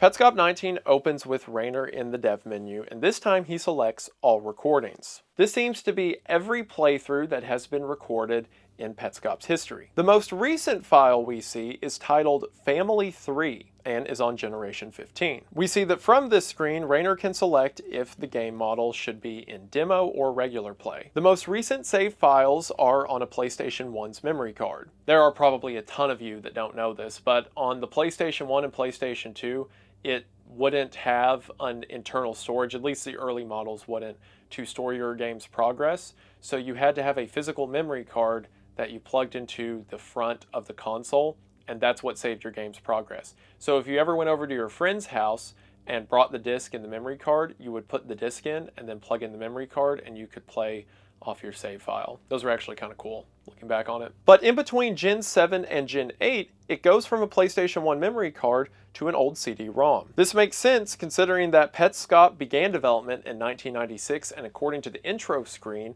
had a playable build in 1997, meaning it predates the PlayStation 1, but adding further questions as how this early game technology was able to transfer from CD to PlayStation 1 so easily. Again, assuming that the oldest save files are down and the newest ones are up, we see a save file for Tiara immediately followed by a save file that is the F word 3 times in a row. So it seems that after whatever save file was titled Tiara, the next save file was very panicked and upset. We know that Marvin has played Petscop, as demonstrated in the demo back whenever Paul figured out he could astrally project into the locked room. And we'll see more examples of that later in the series, but for now it seems to me that the save file titled Tiara is when Marvin prematurely referred to Belle as Tiara, and then the next save file is when Marvin realized he made a mistake. That or whoever was playing the game after Tiara had something really bad happen, but I think this is Marvin, for reasons that will become more apparent as we go on.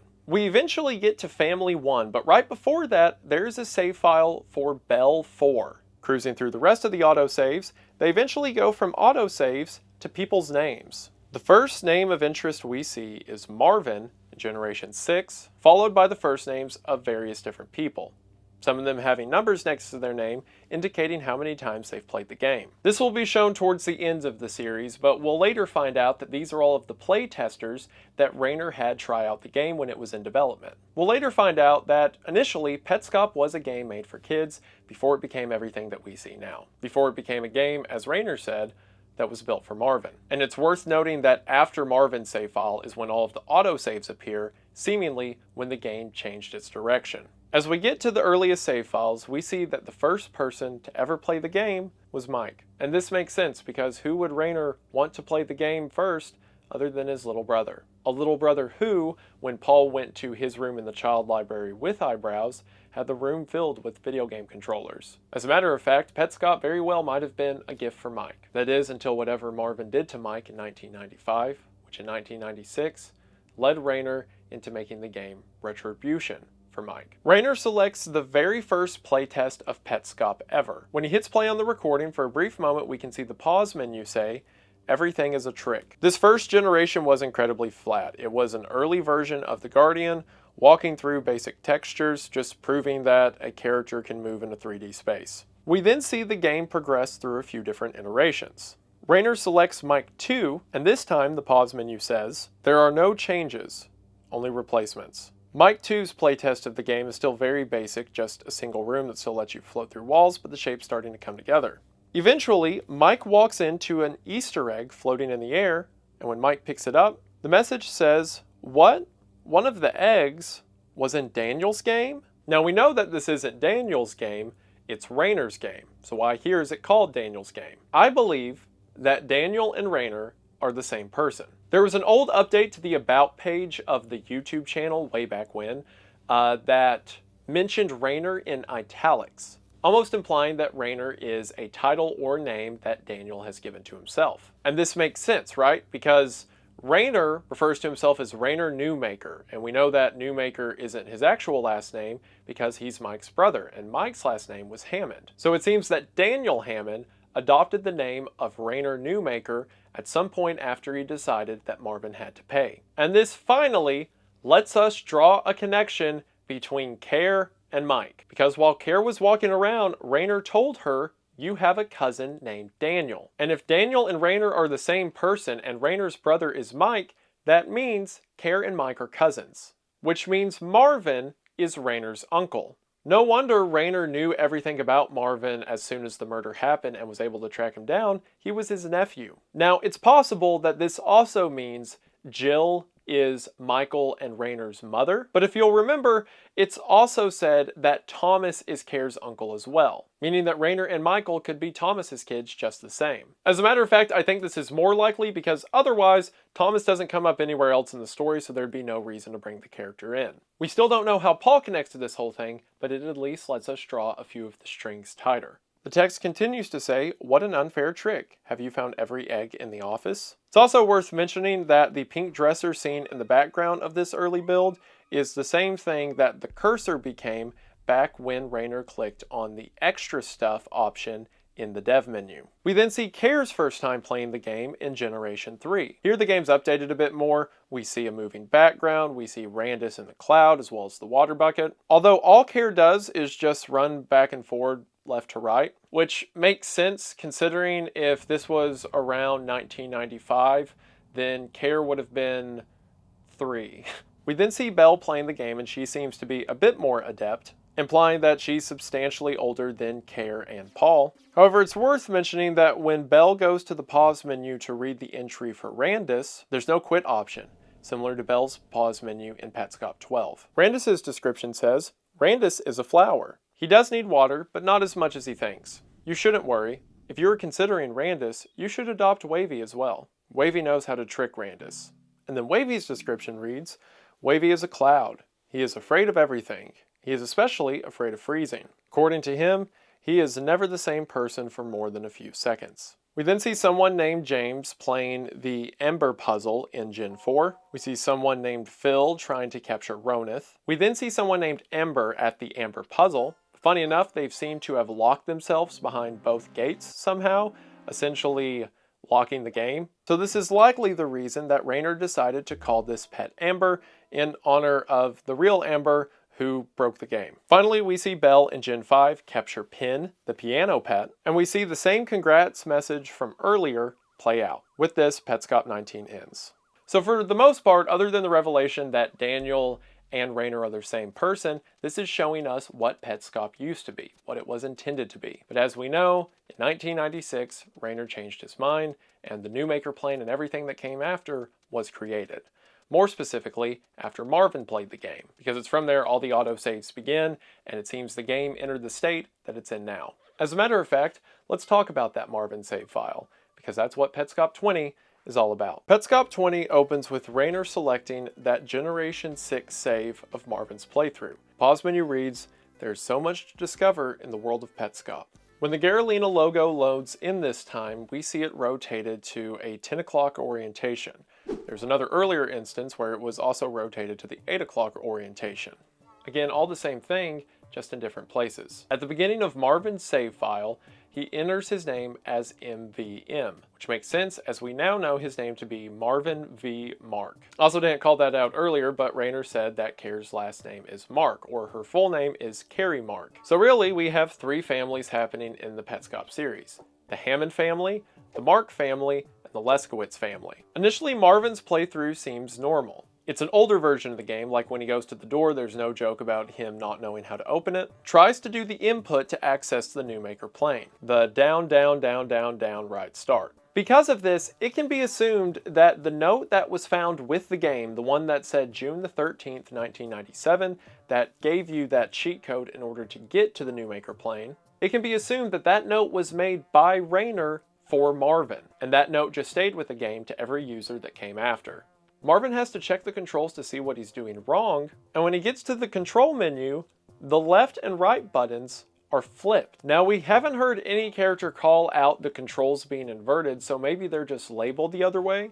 In other words, right still makes you go right, but when the game tells you to input right, you have to hit left. Now, where is another instance we've heard of someone getting their lefts and rights confused? That's right. Paul. So Paul's real world configuration is being messed up because of the control scheme in the game. Hold on to that. Marvin enters the code and then walks out to what normally leads to the new Maker plane. His load screen this time seems to be a door in different states of being. Again, a tie back to the riddle Rainer asked about the door being opened and shut. Marvin is now in the new Maker plane. After several cuts and autosaves and seemingly a long time of Marvin wandering, eventually Rainer speaks to him. While Marvin is standing in front of the brick building, Rainer says, "Hi Marvin, Rainer here. You have to be careful this time. If you start running out there without a sense of purpose, you'll get lost. I'm writing this on July 10th, 1997, and Care is still missing. We are searching. Last weekend we almost got lost ourselves. Your search is harder.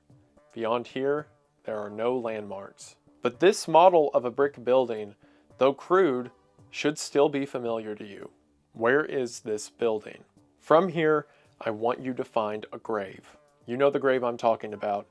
It's definitely out here somewhere. It's unmarked, of course. That's the trouble. You're the only person who can find it. Now, given how long Marvin spent wandering the new Maker plane, we can't say for sure, but it seems he was down there for a while. And it seems that Rainer has him right where he wants him. Rainer has created a crude, early version of the school. And using that as a basis, he wants Marvin to show him where an unmarked grave is. Now, it seems that Care came back home, so she didn't die, and we know that Mike has a grave. Or at least we know that Mike has a grave in more recent editions of Petscop. Maybe he didn't back then. It's equally possible that Rainer wants Marvin to find the grave of either Mike or Lena. Using the school as orientation, Marvin begins walking. Rainer then chimes in and says, "I increased your speed so you can search faster." Again, Rainer controls the game so he can change things in real time. But it seems that Marvin doesn't want to take him anywhere. Marvin then finds the cellar door that leads to beneath the Newmaker plane. As Marvin goes down the steps, the load screen is of what appears to be a child's crayon box. A crayon box that we've seen associated with Care earlier in the series. When Marvin gets down the staircase, things are different. There's a sign on the wall that says Roadmap, then after that another sign next to 4 pedestals. The sign says Caskets. When these are done, they will be great. Anybody who sees them is sure to become a part of the family. I'll go ahead and spoil it now. The 4 caskets that we're about to see are the 4 things that were censored earlier in the series. But as Marvin is moving left to right, he is moving through them in reverse chronology. So the first casket he looks at is one we haven't even seen yet. It is red writing on a chalkboard. Rainer says, this one is called Casket 4. 5 words written on a chalkboard in the dirty building that you inhabit. The next item is a painting or stencil on the wall of Marvin's bedroom, the one that was covered with a censor box before Paul painted over it earlier in the series. It's hard to make out what it is, but the edges of it seem bright red, and the center seems to be these 2 mirrored black shapes. Many have interpreted this to being Care NLM's hands that cover her face, bordered by a very harsh red tone. Rainer says this one is called Casket 3. After kicking you out of the house, your wife started painting the walls black to cover the stencils. I helped. She made it feel urgent. That Saturday, busy with work, she penned a note. It contained a list of objects. Now we don't know what this list of objects is, but if Anna was asking for Rainer's help to get rid of Marvin's things or Marvin's influence in the house, then he's probably also who Anna penned the note asking Rainer to stay because she's afraid of Marvin coming home. The next item is a bright red triangle with a glowing red circle in the middle. This is definitely the thing that emerged out of the present box and spun around in front of Paul. This would make sense why he was freaked out about it, because this thing getting really big and spinning would be kind of alarming. This is also the same shape that it appears all of the guardians that are not the player character appear as. Perhaps this casket is a stand-in for a face. Rainer says, this one is called Casket 2. As I painted, I watched Care dance around the house. She liked to spin. She became a blur.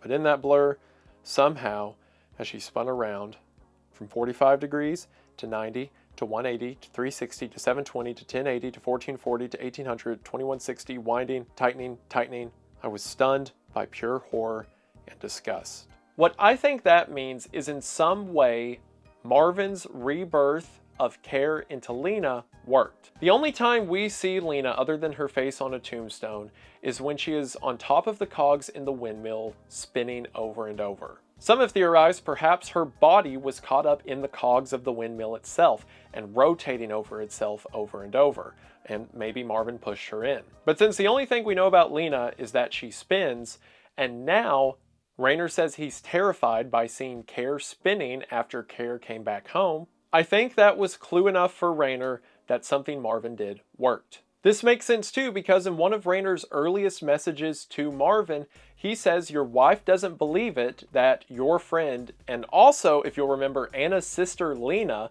because it said that Marvin married his friend's sister. Rainer said your wife doesn't believe that your daughter was reborn, but I do because I've seen proof. Maybe this spinning is the proof Rainer was talking about all the way back then. And then the final censored item is a bright red vase with a daisy sticking out of it. This is certainly the thing that was seen in Care's room with eyebrows, the one that Paul was so baffled by. To this, Rainer says, this one is called Casket 1. You showed Care her red, blurry reflection in a vase. You said, do you see that? Look at how ugly you are now. Care squinted her eyes. The reflection wasn't clear at all, but as you began to describe her grisly deformities, she began to see them. Nobody wants to see you like this, you said, but she soon escaped and bravely returned home. In her bathroom mirror, she saw a clear picture. I think there's a reason we see this vase in the room of Care with eyebrows. If you remember, the version of Care that Marvin gets excited about is the version of Care without eyebrows, the one that's like Lena. So the version of Care with eyebrows is one that Marvin would shun and scorn. He groomed his daughter into thinking that she's ugly and pathetic and talks about how disgusting she looks. trying to prime her mind to be like Lena. I think this is also the reason that Paul is disgusted or baffled by the censored item when he sees it. Not because it has any significance to him, but because his connection to Care is so tight that something that caused so much pain for Care causes a repulse in him. And maybe the version that Care saw of herself in the reflection of the vase is the "they love me not" version we see of her beneath the garden shed after Paul pulls all of the flower petals. Maybe this gross red texture is what she thought of herself. All of these items either are or give a strong tie between Marvin, Raynor, and Care. And even though they're not literal caskets, maybe Raynor calls them caskets because it's referential of Marvin's 4 victims: Lena, Belle, Mike, and Care. As Raynor is saying this, Marvin moves back and forward, seemingly annoyed by what Raynor has to say. Marvin gets to another room with a sign that says Places, and he looks out the window to see a park bench that has a sensor box around it, but there seems to be a light emanating from around the bench. We will talk about what that might mean later on. And by later on, I mean like the very end of the series. Marvin then makes it to the hallway from Petscop 2 that shows his house, the school, and the windmill. Marvin eventually makes it to Mike's grave. However, when Marvin walks away, the tombstone placard won't leave. It's as if Raynor is shoving it in Marvin's face, saying Mike was a gift over and over, so Marvin won't forget it. Eventually, Marvin makes it to Tool and begins to ask him questions. Marvin almost asks the question, "Did you dig?" before backspacing and saying, "Did you find Lena?" To which Tool replies, "I don't know." Marvin then asks, "Who is your boss?" To which once again Tool replies, "I don't know." Finally, Marvin says, "What year is it?" And this time in response, the green calendar appears.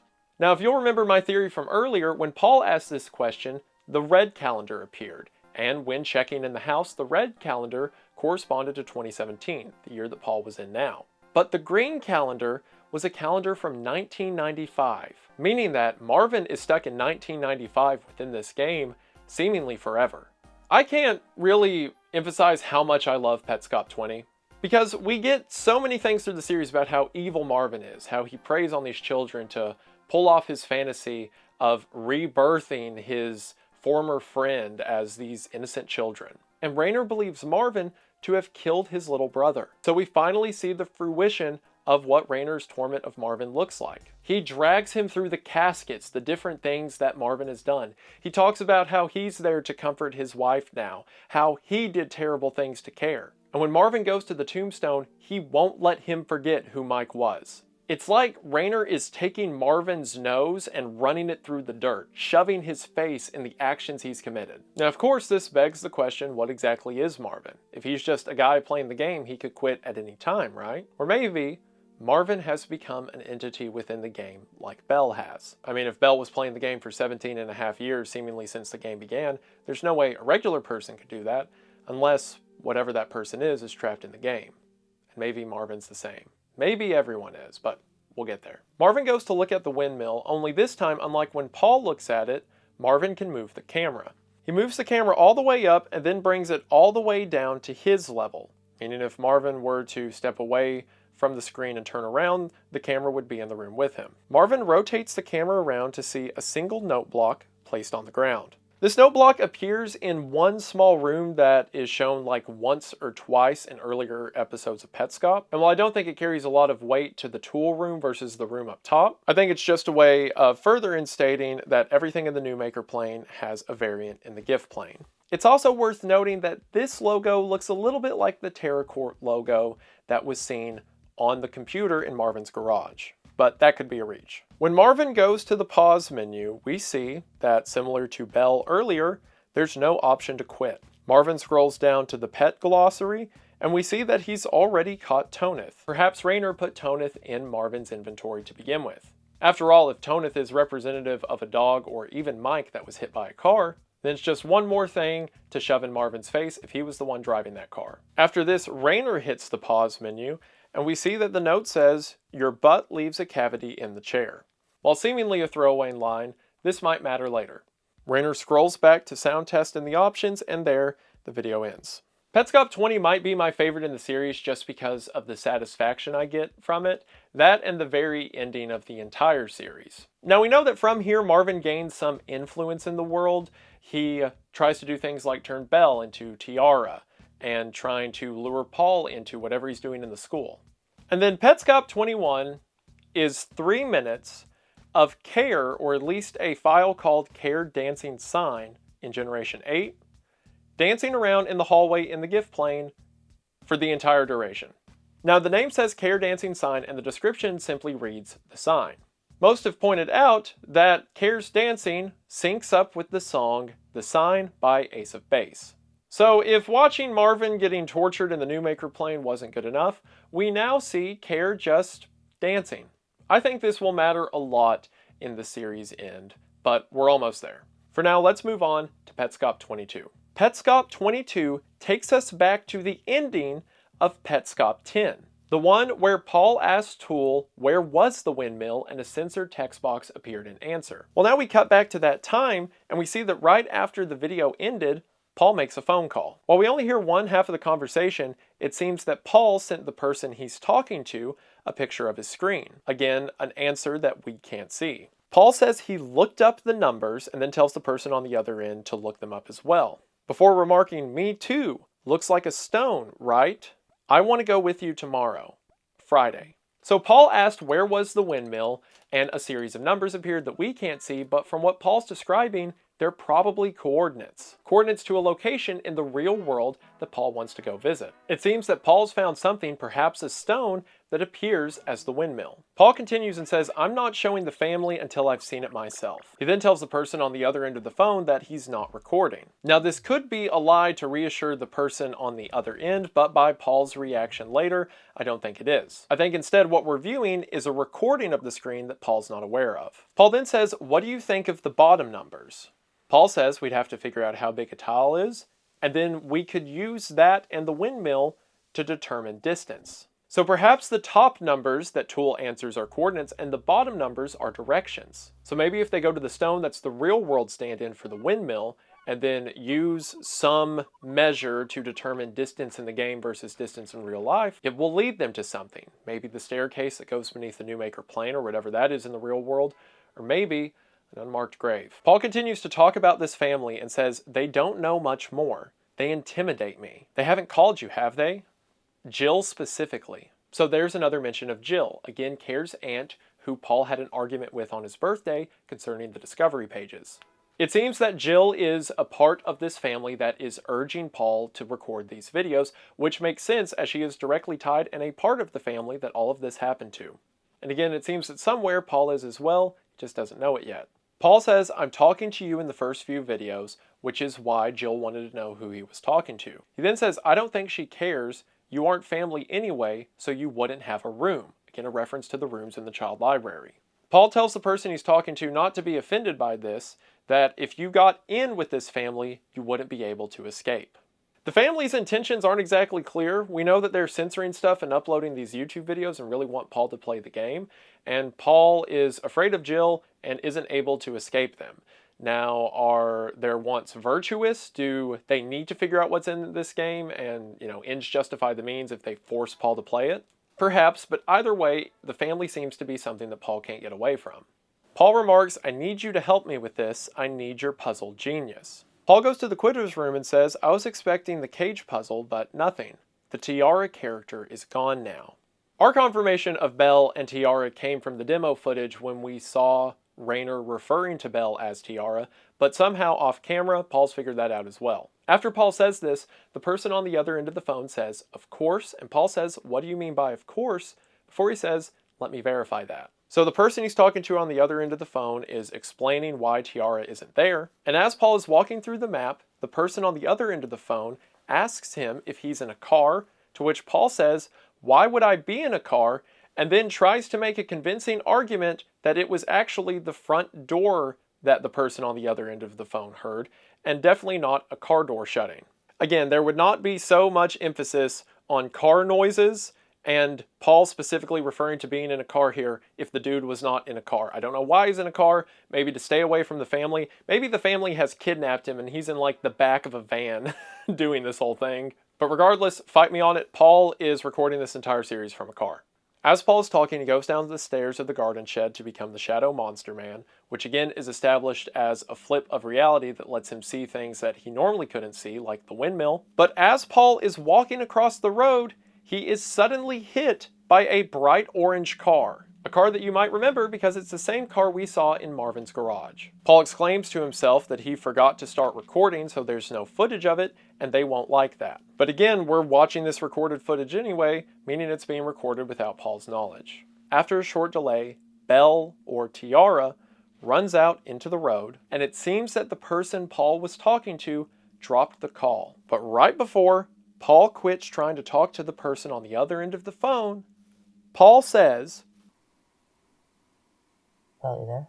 So, Paul was talking to Belle on the phone, someone he believes to be a long-term friend of his, someone who, when the series first began, as Paul identified, was talking to them on the phone about what he was discovering. It seems the original Petscop videos were made to show Belle. But we know Belle, and therefore Tiara, to be a character within the game. But whenever Belle from within the game runs onto the road, the Belle he's talking to on the phone quits speaking, almost stating that the Belle he knows and the Belle in the game are the same person. This is probably confusing and a lot, but I swear I can try to make it make sense. Not right now, but at some point. Paul is frustrated and asks Belle within the game what they're doing, and we can see that the face of Belle is trying to usher Paul to the right. Paul gets frustrated by this and starts to yell "what" as he's not picking up that Belle is telling him to move or look right. And then we're taken back into a demo sequence of a car driving down the road. At the same time, the dial from the dev menu appears that allows you to select certain past instances within the game. When this car section is done, the dial seems to select a red-headed guardian out front of the school. So we can assume that what we're watching is someone's previous playthrough, although we don't know whose yet. Inside of the school, whoever this is still can't enter the locker combination. And then similar to earlier, whenever this player gets too far away from the image of a girl on the wall, they keep getting dragged back. Only this time, they realize they can step through the picture of the girl and wind up in a room that, according to the music in the captions, is the counselor's office. Compared to the hellish atmosphere of the school, the counselor's office seems heavenly. It's bright white, the music is calming, and everything seems gentle. White text appears, and we can assume this isn't Rainer, or at least not Rainer directly, as this seems to be a conversation that happened in the past. The text says, "Sorry for pulling you out of class. I know you're catching up. I just want to talk. We can play a game." There's a stack of games to the side, and whoever's playing right now selects a game called Grave Robber. It seems like a game of Battleship, where you set up your pieces on the board and try to find the other person's pieces before they find yours. Only instead of battleships, here it is a windmill and 3 graves. This person speaking, who I will refer to as the counselor from here on out, says that your file is named Strange Situation, which is the same save file that Paul had loaded earlier. The counselor asks the person to enter their name, and whoever's typing writes Paul. Now, you could just take this at surface level and say that it is Paul who is talking to the counselor right now, but I don't think that's the case. Because several of the conversations we hear doesn't sound like things we know Paul went through, but it does sound like things that Care went through. Plus, right before the counselor asks for the kid's name, the counselor says that they called several times and this person didn't answer.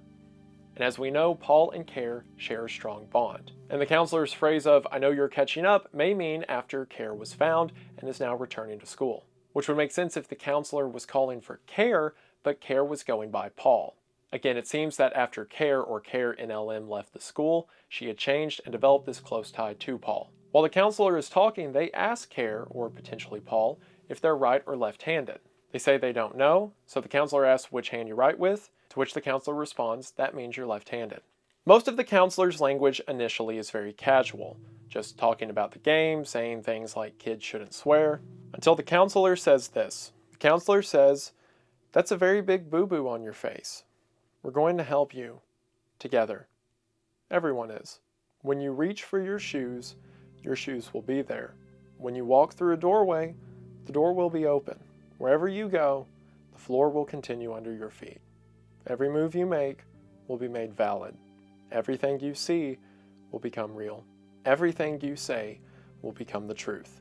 After this, Care decides to leave. The counselor says, "I hope you can find your real house." Assuming this is Care or again some iteration of Paul, they walk down the staircase of the school to the dreaded basement, noted by a very dark turn in the music, and when they get to the bottom, take a left through a dark door. Camera begins to lag as it tries to follow them, and Petscop 22 ends. There's something so sweet about this. One of the reasons I like to believe that this is Care who we're witnessing. Care comes back to school, she has a boo-boo on her face, and as we know, she is Care NLM. She believes that no one can love her. And then an adult just gives her the affirmation of everyone is going to do everything they can to help you. We don't know exactly what Care went through, and I'm sure they don't either. But just a simple affirmation of your shoes will always be there, there will always be ground under your feet, everything you say will be true. There's forces like Marvin, forces of harm throughout the story, but there's so many forces of good. There's Rainer, there's this counselor, there's a few more to come. But this moment of what I believe to be Care being comforted is beautiful. We then move on to Petscop 23, which is really the finale of the series, or at least the climactic finale of the series. We see the gift plane intro and also the demo sign flashing. When we load in, the load screen is of Marvin's face, or mask, as seen from the side. We're back in the school again with the tool guiding our direction. It leads the player up a staircase, and as they travel up the staircase, they see a load screen of the Garalina logo on a black overlay. It seems that this top floor is a sort of daycare, with a large Garalina logo across the entryway. As our player enters the daycare, they see a very large tree, one of the jewel or peace icons that have been seen earlier, spinning in a circle as several small pieces float around it, almost like a large Christmas tree. When the player approaches this shape, the captions say that the music that can be heard is boss sound. Boss has come up once before because one of the questions that Marvin asked Tool is, who is your boss? So we see this tree here surrounded by smaller pieces as a sort of boss, but as opposed to Marvin, this boss seems pleasant. It's gently spinning around in circles, and the entire daycare seems like a safe space for children.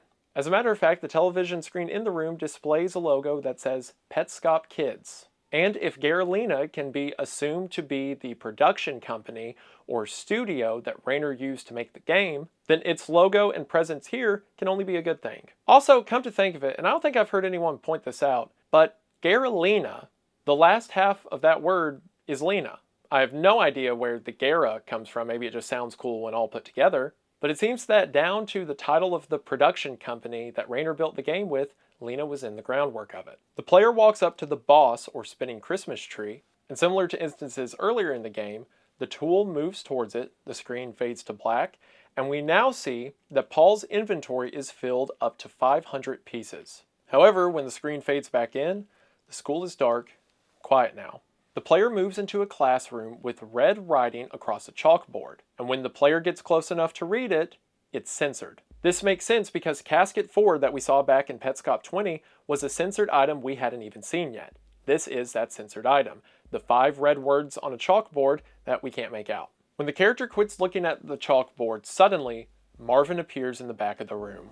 Marvin says, Paul, once again spelling it P-A-L-L. So we can assume that the character we're watching is Paul, or at least Paul with 2 L's, whatever that means. Marvin says, what room are you in? And as Paul walks around the wall, there are a series of ghost rooms in different orientations. Eventually, Paul gets to room 1, which is the same room that we saw earlier during the warning message. And when Paul indicates that this is his room, Marvin says, thanks, here I come. And Paul replies slowly, what? No, no. And as he begins to type, he's cut out. For one, this is up there with the warning message and the turn off PlayStation message as one of the creepiest moments in the game. Because we know that Marvin is capable of great evil, but all that we see is his sprite standing there. But when he says, here I come, and then there's a delay before Paul starts to panic, that is terrifying. We don't know what Marvin's doing to Paul, and we don't know how, but it can't be good. Now, in order to make all of that make sense, I need to give my theory for what I think these things in the game even are. So there are 2 leading theories when it comes to the things we see within Petscop. One is that everything we're witnessing is a simulation.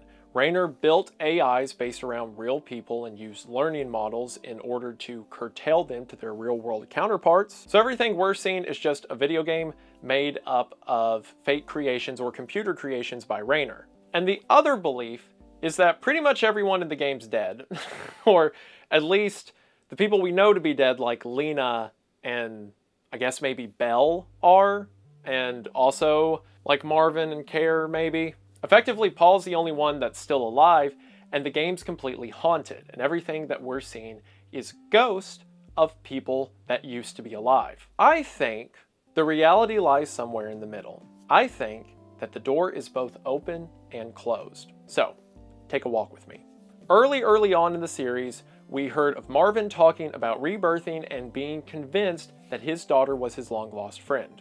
And while you could just write off Marvin as crazy, according to Raynor, there was some legitimacy to this. Maybe Anna didn't believe him, but Raynor believed him that he did make Care into Lena, at least in some way. And we see this kind of thing repeated with Belle and Tiara.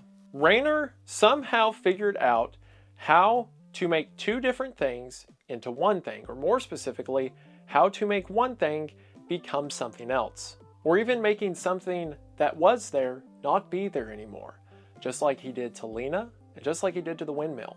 Now, you could write off the whole Lena disappearing, people not seeing her thing as her just being murdered, but how do you explain that for an entire windmill? Somehow Marvin figured out, call it witchcraft, call it sorcery, or whatever, somehow Marvin figured out how to make something not be there or become something else. But I don't think magic was required. I think all of the tools for what Marvin's doing have been laid out for us. Again, the door is both open and shut because it's the same door in two different places. It involves music, it involves the machine and pieces, but Marvin found a way to split people's minds and make them into what he wants them to be.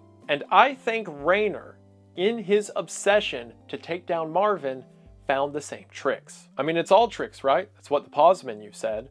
Is there really a curse that could change the past? I think Raynor, as he was developing this game, found a way to make people be who they are here, but also be them somewhere else. That somewhere else being within the game. Take Paul as an example for this. We have several instances of Paul talking to the camera, we have instances of Paul calling people on the phone, and several instances of him being in a car again for some reason. But then we also have Paul in the demo modes that walk around, that don't speak a lot. And then we have confirmation here that the ghost room that we saw earlier was Paul's room, or at least what Paul identified as his room. So how would Paul be both in a car driving around and stuff, but also in a room where he's forced to play Petscop next to the PlayStation piano forever? What if, as soon as someone plays the game, a piece of them or a copy of them is now in that game forever? That would explain how Belle is a friend of Paul's that he can talk to on the phone,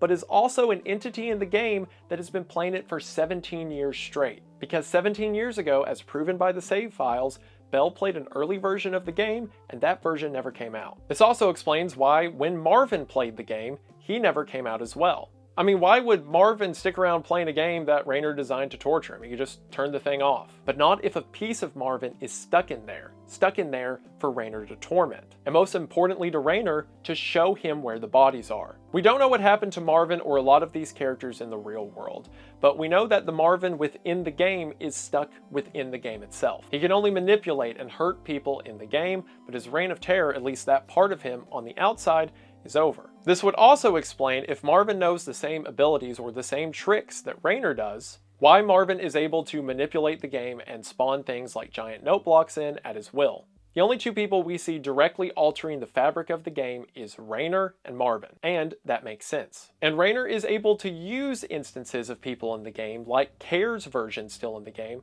to try to track back where Care was on November the 11th. Again, these are all based off real people and real instances, it's just a piece of them that can't come back out. So what does that mean for Paul in this moment? Well, I think that Paul, P-A-L-L, as Marvin calls him, is different than our Paul, P-A-U-L. That explains why whenever Paul is walking around the school or in one of these demo segments that he doesn't talk to the camera and he seems much more quiet. Most of his responses are things like sorry or sad. It is a new and weak version of Paul that is being exposed to this world, and it seems to be a version that Marvin is trying to manipulate. All the way back when Marvin's previous victim, Belle, took over the tool and said Marvin wants 1,000 pieces for the machine beyond the school basement, Marvin is using Paul in order to carry out his grand scheme. The same scheme it's always been, turning Care into Lena.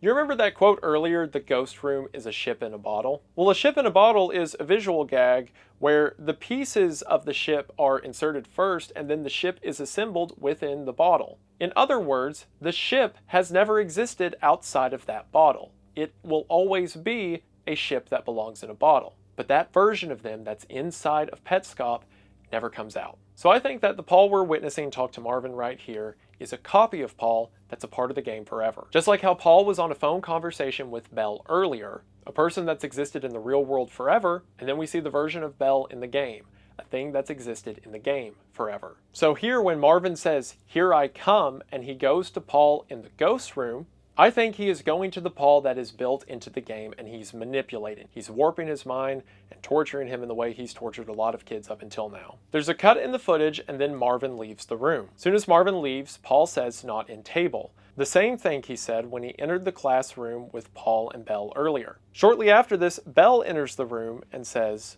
"I'm sorry," to which Paul replies, "Help." It seems that Belle was actually trying to help Paul right before this happened.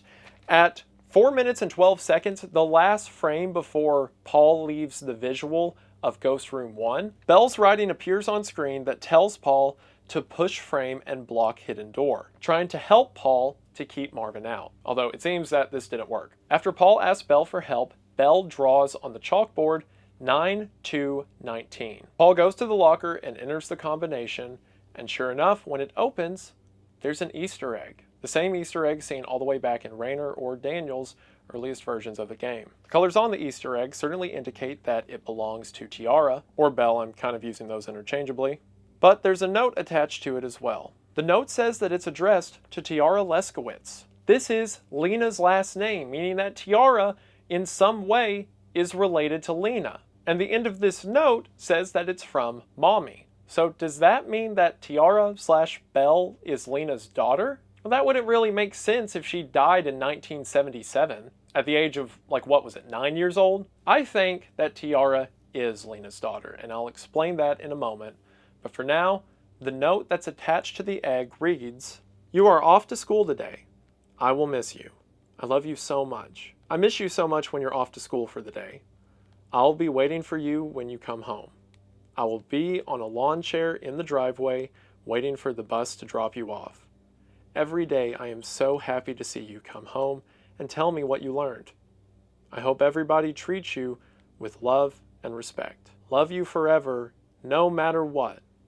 Mommy." So if we're going off the theory that Tiara is Lena's daughter, then why wouldn't Marvin try to make her into Lena, instead of what he did by making Belle into Tiara? As Paul is staring at this letter, it seems that the tool becomes upset and begins to swipe itself across the page, not wanting Paul to read it. Earlier, it seemed that the green tool, which we can assume to be under the influence of Marvin, really wanted Paul to open this locker door. But now the green tool is upset by what's behind it. A love letter from a mother to her daughter, that daughter being Tiara. After Paul quits reading, he immediately turns and walks directly to the school's basement. There's also been a series of loading screens that I've neglected to mention up until now. And I really want to drive this home because a lot of people say that everything in Petscop is supposed to be a fictional narrative that was just orchestrated by Rainer. But there are a few loading screens we see of things that appear very real. Sure, several of them are things from the game, but some of them aren't. We already saw the pictures of the crayon box earlier that seemed to be a real photo. But there's two other loading screens you can get as well. One is a dark, dingy staircase, most likely the leading to the basement underneath the school, and the other is a dungeon-esque room that has a piano and a chair. I think perhaps in the real world, Marvin, again, found some real means of rebirthing that music was needed to accomplish. So I do think he took these kids, I think he took Mike and Belle, or at least Belle within the game, and Care down to that basement, kept them for a while, and we know killed Mike. I think some of the events that happened are certainly real, and that's what Rainer is portraying within the game. So everything we're about to see in the basement is representative of what really is. Paul walks into a dark room and reads a sign that says, The machine's up ahead. This is the only entry and exit, and everything here your baby will see. Now, Marvin's referred to babies earlier when he says, sing the baby a song and they'll become a melody. So if the machine that does the rebirthing process is in the next room, then that means whatever comes out is this baby, as Marvin refers to them as. In this room, there are several different children's toys. And in the center of this room is a giant pit. It doesn't seem that Paul can walk into the pit, but he can push things into it, as demonstrated when he pushes a Lego chest into the pit. If the process of rebirthing is throwing away what you are in order to become something new, it seems that this room requires you to push away your personal effects. One of the things that Paul sees in the room is a picture of what is presumably himself. After Paul pushes his picture into the pit, a door to the left opens. When Paul goes through that door to the left, he finds Care B. He walks up to her, and Care B is caught. Again, Care A is Care before the incident, Care NLM is NLM after the incident, Care B is when you get to her just in time. The description of Care B reads as follows. Care B is scared and pounding on the door. I open it. It's so dark that I can't see her. So I pull her out and the light hits her face, and they won't even give me a picture of her now. They're all scattered in graves, and I'm a piece of shit. Here I go. And we see a shovel move its way across the screen, and the description ends. Now, it can be assumed that at the point Rainer made this entry, he had gotten enough information out of the game or out of Marvin to find the other bodies, as indicated by the shovel and him saying, here I go, and they're scattered across graves. So that gives us some level of closure to what's happening on the outside world.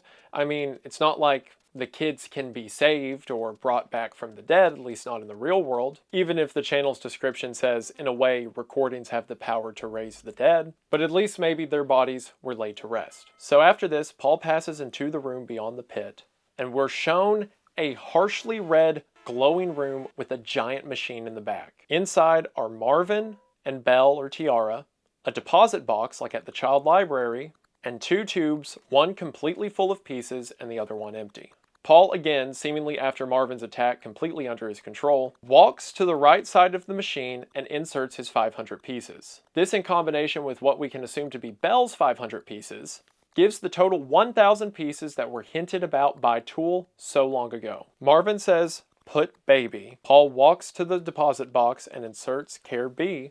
Then Marvin says, spin when ready. So this is the rebirthing process. The child goes into the machine, and then the Needles piano is played, and the child is reborn. So everything's been put in place. Paul is given the Needles piano, and Marvin says, time to play. However, Paul doesn't play Stravinsky's chords like he's supposed to. Instead, he plays his own song, one the caption titles Paul's Melody. As soon as Paul starts to do this, Marvin gets furious. He yells stop, begins to circle around Paul, does everything in his power to make him quit. Paul continues to play his own melody until Marvin gets frustrated and leaves. The deposit box is opened, and inside, there's a yellow Easter egg. Yellow for Care. Paul walks up to the Easter egg. For the final time in the game, we see that a pet has been caught. When Paul goes down to the description, we see that the Easter egg fills up the fourth slot that's been left blank throughout the entire series. This goes back to Rainer's conversation with Belle all the way back in Petscop 12 when he says, I made your own spot in the menu. We know that Belle or Tiara has her own Easter egg, and now Care has hers. The description for the egg simply says, you should start thinking about that. Paul goes back upstairs and unlocks Belle's locker and places the Easter egg inside. He shuts the door and goes outside to the park bench, where suddenly it becomes day. We then cut to a shot of Marvin's garage, this time not shrouded in darkness, but with the door open and the sun shining. So, if Paul, the version we're seeing in the game, is a copy of Paul within the game that Marvin has manipulated, that Marvin has hurt, that Marvin has abused, that he has reformed into the person that Marvin wants him to be, then when it finally came time to do it, when it came time to do what Marvin wanted Paul to do, Paul hadn't learned to be like Marvin. He learned to be like Paul. Despite everything that we don't know of that Marvin put him through, we have no idea how long the demo Paul or the Paul with two L's was inside of the school. We cut back to it periodically, but he could have been in there for months like the other kids were. Regardless of whatever Paul went through, Marvin couldn't break him. And sure, while perhaps Care NLM was distraught, It's not Care NLM that we rescued, it was Care B. Raynor was right earlier in the series when he says when Care A goes missing, she doesn't come back. And that's true. A child that is forced to go through something as traumatic as Care did will never be the exact same unhurt child ever again. But she can get better. She'll be changed just like Paul was changed, but it doesn't have to be a bad thing forever. The series plays a lot with dimensions and different shapes, and one thing being in two different dimensions at once, but the two mirroring each other. And I think that symbolism draws all the way to the story's themes. Sure, in one lifetime, maybe Lena was destroyed, maybe she was even killed. But in another, maybe she had a daughter, maybe she had Tiara. In one, maybe Care NLM came home and she never got better. But in another, maybe Care B got home, and that's okay. This happens very literally in Petscop. The story tells us, Raynor outright tells us, that maybe a curse can change the past. But off of its themes, no matter where the characters are at, if there's a better version of them out there, there's no reason they can't become it. There's no reason Paul has to do the wrong thing just because Marvin tried to make him that way. I mean, as Raynor said, Paul's the new maker. He can close the loop and turn Care NLM into Care A. It seems he did just that. I mean, other than this, what's the last thing we saw of Care? Care in Petscop 21, dancing for 3 minutes straight. It seems like she's going to be okay. Petscop 24 is essentially a credit roll. The description and the pause menu simply read, now. Whoever's controlling the pause menu goes to the never before used Book of Baby Names. And we get some clarification on what this might mean as it takes us to the Petscop Kids menu. A menu that, based on the save files we saw earlier, were all of the kids who helped Raynor playtest his game. At least, playtest the game before it became what it was, a revenge trip against Marvin. Maybe this is what was meant by the sign before Paul entered the machine in the school basement. Raynor was reminding himself that whatever he puts down here, the kids are going to see as well. Most of the kids can just be assumed to be kids that either Raynor knew or Mike knew, but there's a few interesting ones in there. For one, there's Belle, who is credited as being smart. This has come up a couple times in the series. When Paul was on the phone with the Belle in the real world, he says, I need your puzzle solving skills. And in one of Paul's very first interactions with Tool when he asked, who's Tiara? Tool said, Petscop kid very smart. Tool was referencing this Petscop kid's credit, as she's credited as being very smart. So again, when Belle was young, she played a game, and that part of her was still in the game. Care or Carrie is noted as being dizzy. Again, likely a tie between her connection to Lena and spinning around. Lucas is called the counselor. Either Lucas might have been the counselor from the school, or this is just a name given to him. And Mike, Raynor's younger brother, is described as a painter. This makes sense as with things like Toneth's description earlier in the series. While talking about Mike, he says painter painting puzzle. Trying to think of a puzzle for Toneth that would appeal to Mike. And then at the end of the credits, Raynor leaves us a message that says, thanks for testing. And now a message from Mrs. Mark, who is working very hard as we speak. Of course, Mrs. Mark is Anna, Care's mom. It seems that Anna had something to do with the creation of Petscop in the first place. Her message reads as follows. Hi Michael, consider this your birthday card. Sorry I can't put money in it. When I heard how many kids were coming to your party, I was impressed. Thank your big brother for letting you and your friends play games all day, making you so popular. Also, thank your other auntie for making this all possible. If you see her, I mean, not everyone can. But anyway, happy 7th! I'm so sorry I couldn't be here. I hope my gift makes up for it. It's the one in the black box. Carrie helped pick it out. Thank her. Opening gifts is so fun. A lot of little mysteries, and all are solved. So cathartic. Anyway, I sure hope you have fun. See you later. Love you, Auntie Anna. P.S. Whatever you do, please don't shake the box. And we see the logo of a large flower, which the center of it, the iris, seems to be the same black circle we've seen a couple times in the series, especially at the end of Anna's note in the house earlier, up until now. So there are a couple different ways to interpret this birthday message. One kind of dark, one not so much. So Mike's 7th birthday would have been in 1995, which is the same year that he died. So perhaps this was delivered to him at his birthday party before his death, or after Mike was killed and Marvin realized that he can still communicate to his little brother in the game because, again, his younger brother played it. This was a message sent to him on the other side. If anyone would know that it's possible to communicate with people through Petscop, it would be Rainer the developer, and Anna, who is not only the wife of Marvin, but also seems to have a hand in making the game. I like to think this present went to Mike right before he died, at his 7th birthday, when everything was happy and all of his friends were there. And the message of the gift in a black box, I think it's a puppy. I think it's a puppy that Mike loved very much that would tragically lose its life shortly before Mike lost his. But in this final message at the end of the Book of Baby Names, we get a picture of how great everything was before it started to fall apart. But if it is in the real world, then what is that message about Lena? I mean, sure, Care had other aunts, because it also says that Jill is one of her aunts, but Lena's tombstone's the one that says they didn't see her. So surely Anna is referring to Lena by saying not everyone can see her. Well, to be honest, I don't know. The series does a lot with different dimensions and different times. The windmill exists here, but then it doesn't in this other universe. So maybe Lena's the same way. Maybe when Marvin did to her whatever he did, she appears sometimes, but then not other times. Heck, maybe Anna and Rainer began this game in the first place as a way to communicate with her. As it certainly seems Rainer was using the game to communicate with Mike, why wouldn't Anna use it to communicate with her lost sister as well? Regardless of where Lena is in the real world, I definitely think she's within the game. For one, if we assume Tiara Leskowitz to be the daughter of Lena Leskowitz, then that means she's still definitely there enough to communicate with Tiara. And I will back this up in a second, but I also think that Lena is the boss. When Marvin asked who is the boss, the red tool said, I don't know. But whenever we entered the daycare, the place where children are made to feel safe, the place with the Gara Lena logo, we see this giant spinning Christmas tree full of gifts. And it says that this is the boss's theme, that this is boss. And I mean, it makes sense to call her boss. Her death is what set everything into motion.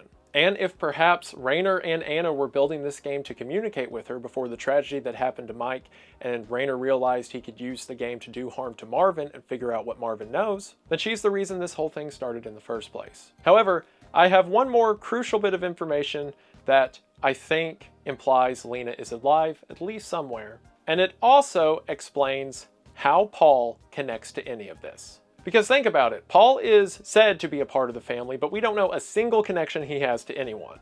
Well, when the Petscop series first started up, one of the only posts that came out that got the series traction in the first place was made by a Reddit account with only one post. That post being an advertisement for the game series Petscop, and it can be assumed, since no one really knew about the series at that point, that the creator Tony made this account to post the YouTube channel. And what was the name of that Reddit account, you might ask? P.A. Leskowitz. I think that Paul is Lena's son, at least somewhere. In one of the realities that exist, I think that's where Paul comes from. You could pull this headcanon into any direction. Maybe Paul doesn't exist in the other reality because Lena died, so was never able to have him as a son. And maybe that's why he gets confused about things like his left and his right, and why he's so crucial and why the family needs him to play this game, because he's different. It would also tie in because Paul mentions his mom once in the series, when early on he says, I think before 2004,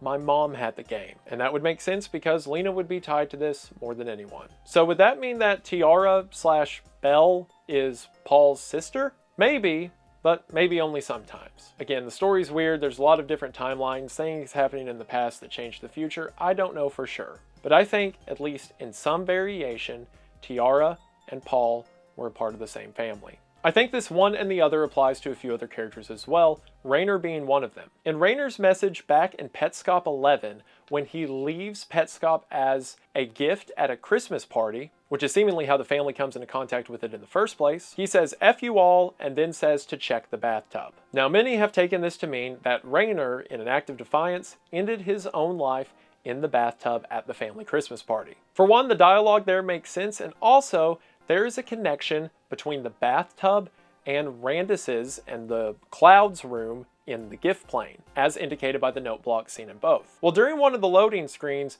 we can see this giant mound of dirt that goes from underneath the gift plane beneath Randus all the way down to the Newmaker plane. And in the soundtrack video for Petscop, this section's music is titled Bathroom Tomb. So it's very likely that Rainer did take his life at the Christmas party and left them Petscop behind. I mean, it would make sense because at that point, Rainer has become obsessed with tracking down Marvin and has become obsessed with Petscop. And if he knows that a version of himself lives on within the game and he's already implanted that version in the game, then maybe he saw no reason to continue his life after he lost his brother. But again, I think maybe that only happened sometimes. Maybe other times Raynor continues. Maybe he puts all the clues together and gets the shovel and is able to find the bodies that Marvin left scattered. There's no reason that one can't be the other. Well, I guess if you're dead, then it would probably be hard to, but hey, recordings have a way to raise the dead, right? Speaking of the soundtrack, the true final video of Petscop is the Petscop soundtrack. It's about 45 minutes long and is mostly just audio of music throughout the series. It has a couple little Easter eggs like titling the music for that segment Bathroom Tomb, as I just mentioned, but the real secret comes at the very end. So you may be asking yourself, okay, well that's all well and good, Marvin got what he deserved, at least in the new Maker plane, and maybe Raynor used this information to find the bodies, but what about the people that are left in the game? I mean, it makes sense for some, like, you know, Mike's dead, so there's at least some version of himself still in the game. But what about people like Tiara and Paul? Are they just left to wander in the game forever? Well, we get one final scene at the end of the Petscop soundtrack.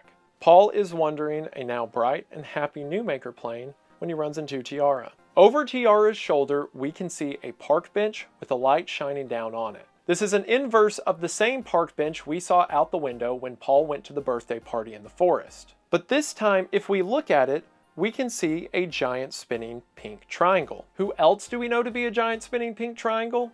Lena. Lena, who in my theory is Paul's mother. And I'll go ahead and say this now. I think that Tiara is more specifically Lena's adopted daughter. The concept of adoption plays a ton through this series. There's the child library, which feels a lot like the adoption center, especially like, oh, well, if you want to take her back.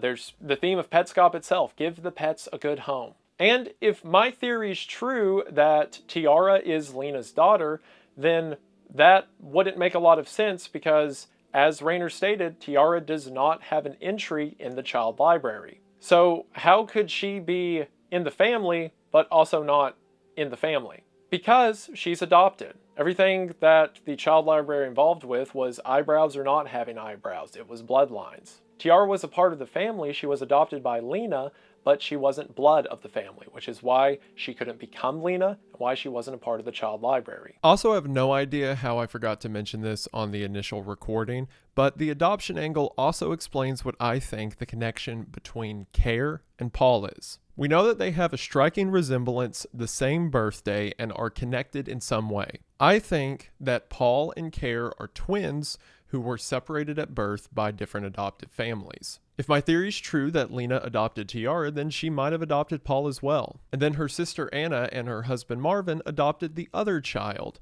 Care. Now that's not perfect. I don't know why Lena wouldn't adopt both of them, you know, twin brother and sister. But I certainly think that Paul and Care are twins. That explains their connections, that explains their links. And if Paul has a connection to his character, if he's getting his left and rights mixed up because there's some deep draw between himself and the version of him in the game, then that explains why Care has problems with it as well, as mentioned by the counselor in the school. So after Marvin did his whole rebirthing process to her in the school that ended up failing, that's why Care not only has a connection to Paul, but a connection to Paul's character in the game. That's why when Paul tries to run through a door in the game, Care does the same in the real world. I think a lot of the themes of this story are about adoption, about choosing one's family. And while with instances like Care, she wound up in something tragic, that doesn't mean that she can't find a new one. Also, I understand that all of this is very confusing and there's a lot, so user Cranks on the Petscop subreddit made this family tree that most people agree with. I agree with it too for the most part, with the exception that I think Paul could very well be Lena's son, and that Lena adopted Tiara/Belle, and that Paul and Care are twins who were separated at birth. But if my theory's right, they found each other again, even if just in the game. This image of Lena spinning on a park bench is also probably the censored image that Marvin saw out of the window in Petscop 20. When Raynor was making Marvin look at all the bad he's done, it makes sense for Raynor to show him a park bench with his true desire, Lena, the girl he's been trying to reborn time and time again, sitting on a park bench just out of reach. But I think here we see her, and what comes of it is beautiful. So we see Lena, who I believe to be Paul's mother, and Tiara, who I believe to be Lena's adopted daughter, Standing in a bright new maker plane, as Tiara says to Paul, there is Boss, waiting for her son, Paul. Again, Paul with 2 L's, indicating this is the version of Paul that is now part of the game. Do you remember being born? A question that was asked with so much malice and terror earlier, now asked with so much sincerity. As this version of Paul just got here, but Tiara's been here for 17 years. So now, she can show her baby brother around. She continues, smuggled away, driving to your new house. Boss in driver's seat, me in back. I think what Tiara is describing here is the day that she was adopted. She continues, I could not wait to be your friend. To which Paul simply says, family. Tiara says, we can investigate this together, and the two walk to be with Lena. And with that, Petscop ends. It's such a happy picture. Like, the series gets talked about a lot for the dread, and the dread is great. The way it builds up Marvin, the way it builds up a lot of the terror and the unknown, but what a satisfying ending. Like, yes, Mike died, and that's tragic, but before he died, he played this game with all of his friends, which means now he is still alive in the game with pieces of all of his friends. Rainer's in the game in some way, and he can talk to his little brother. And then people like Paul and Tiara and Lena can be a family. I think Petscop deals with a lot of big concepts. It deals with multi-dimensions and time travel. I think there's a lot of symbolism around it everywhere. Like, for example, the TerraCorp or TerraCore logo seems to be an X, Y, and Z axis indicating 3 different dimensions in space. Or correction, I read the word wrong. It's Tarnacop because the description of the soundtrack says, recovered from a Tarnacop machine. To all involved, thank you. It deals with all these questions like, do you remember being born, different versions of you in different realities? The pause menu statement of your butt leaves an impression in the seat has huge implications to, are you real? Is the chair that you're touching reacting to you? Or are you just in a ghost room? Are you a ship in a bottle? The series goes on forever, and honestly, I just scratched the surface. I'm going to link the Petscop document in the description that a group of Redditors have put together that goes over all the findings from the series, and it is over 120 pages long and is way more detailed than I am, and even then, that is just the starting point to start theorizing. This series is so much that all I really wanted to talk about was like the themes and the characters and stuff. I didn't even touch about like, well, maybe this timeline or this instance is this. There's so many different theories about like the way the clocks rotate in certain scenes. There's so many different theories about like mirror images, like one character doing something in one episode, then having the other end of the conversation in another episode. It is an ocean to dive into. And if this video was interesting to you, I hope you do.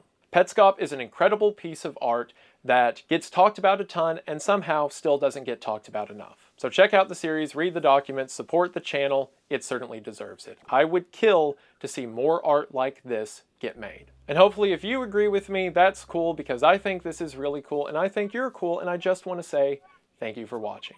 Petscop is fantastic and I've been dying to talk about it forever. There's been people like Pyrocynical and Expo cover it that gave the series huge traction. I wanted to wait a while for those videos to kind of get their steam, to kind of let the community settle, to then talk about what I think about it. Because some of my theories vary from what's widely believed, but a lot of the times with these things, I try in my head to put together the pieces that I think make it the most interesting. Sure, you could poke holes in some of the minutiae of what I'm talking about. I'm sure there's a scene or a few frames from one episode that disagree with my theory about a piece of them being in the game, but to me, this is what's the most satisfying. So it's what I wanted to talk about. Although no disrespect, if you completely disagree, I can and have been 100% wrong and will almost certainly do it again. But sincerely, thank you all so much for watching the video. Again, remember the merch, the Explore, and the cryptid, I don't know if I can raise that height, cryptid pant, as well as the squonk and hat will be available for a limited time at wendigoon.shop. Link in the description below. So check those out if you're interested, and thank you all so much for the support on the channel. It means the world. So I believe that should do it for now, but me and Squonk just want to say thank you for watching. Hope that you enjoyed. We will see you in the next one. But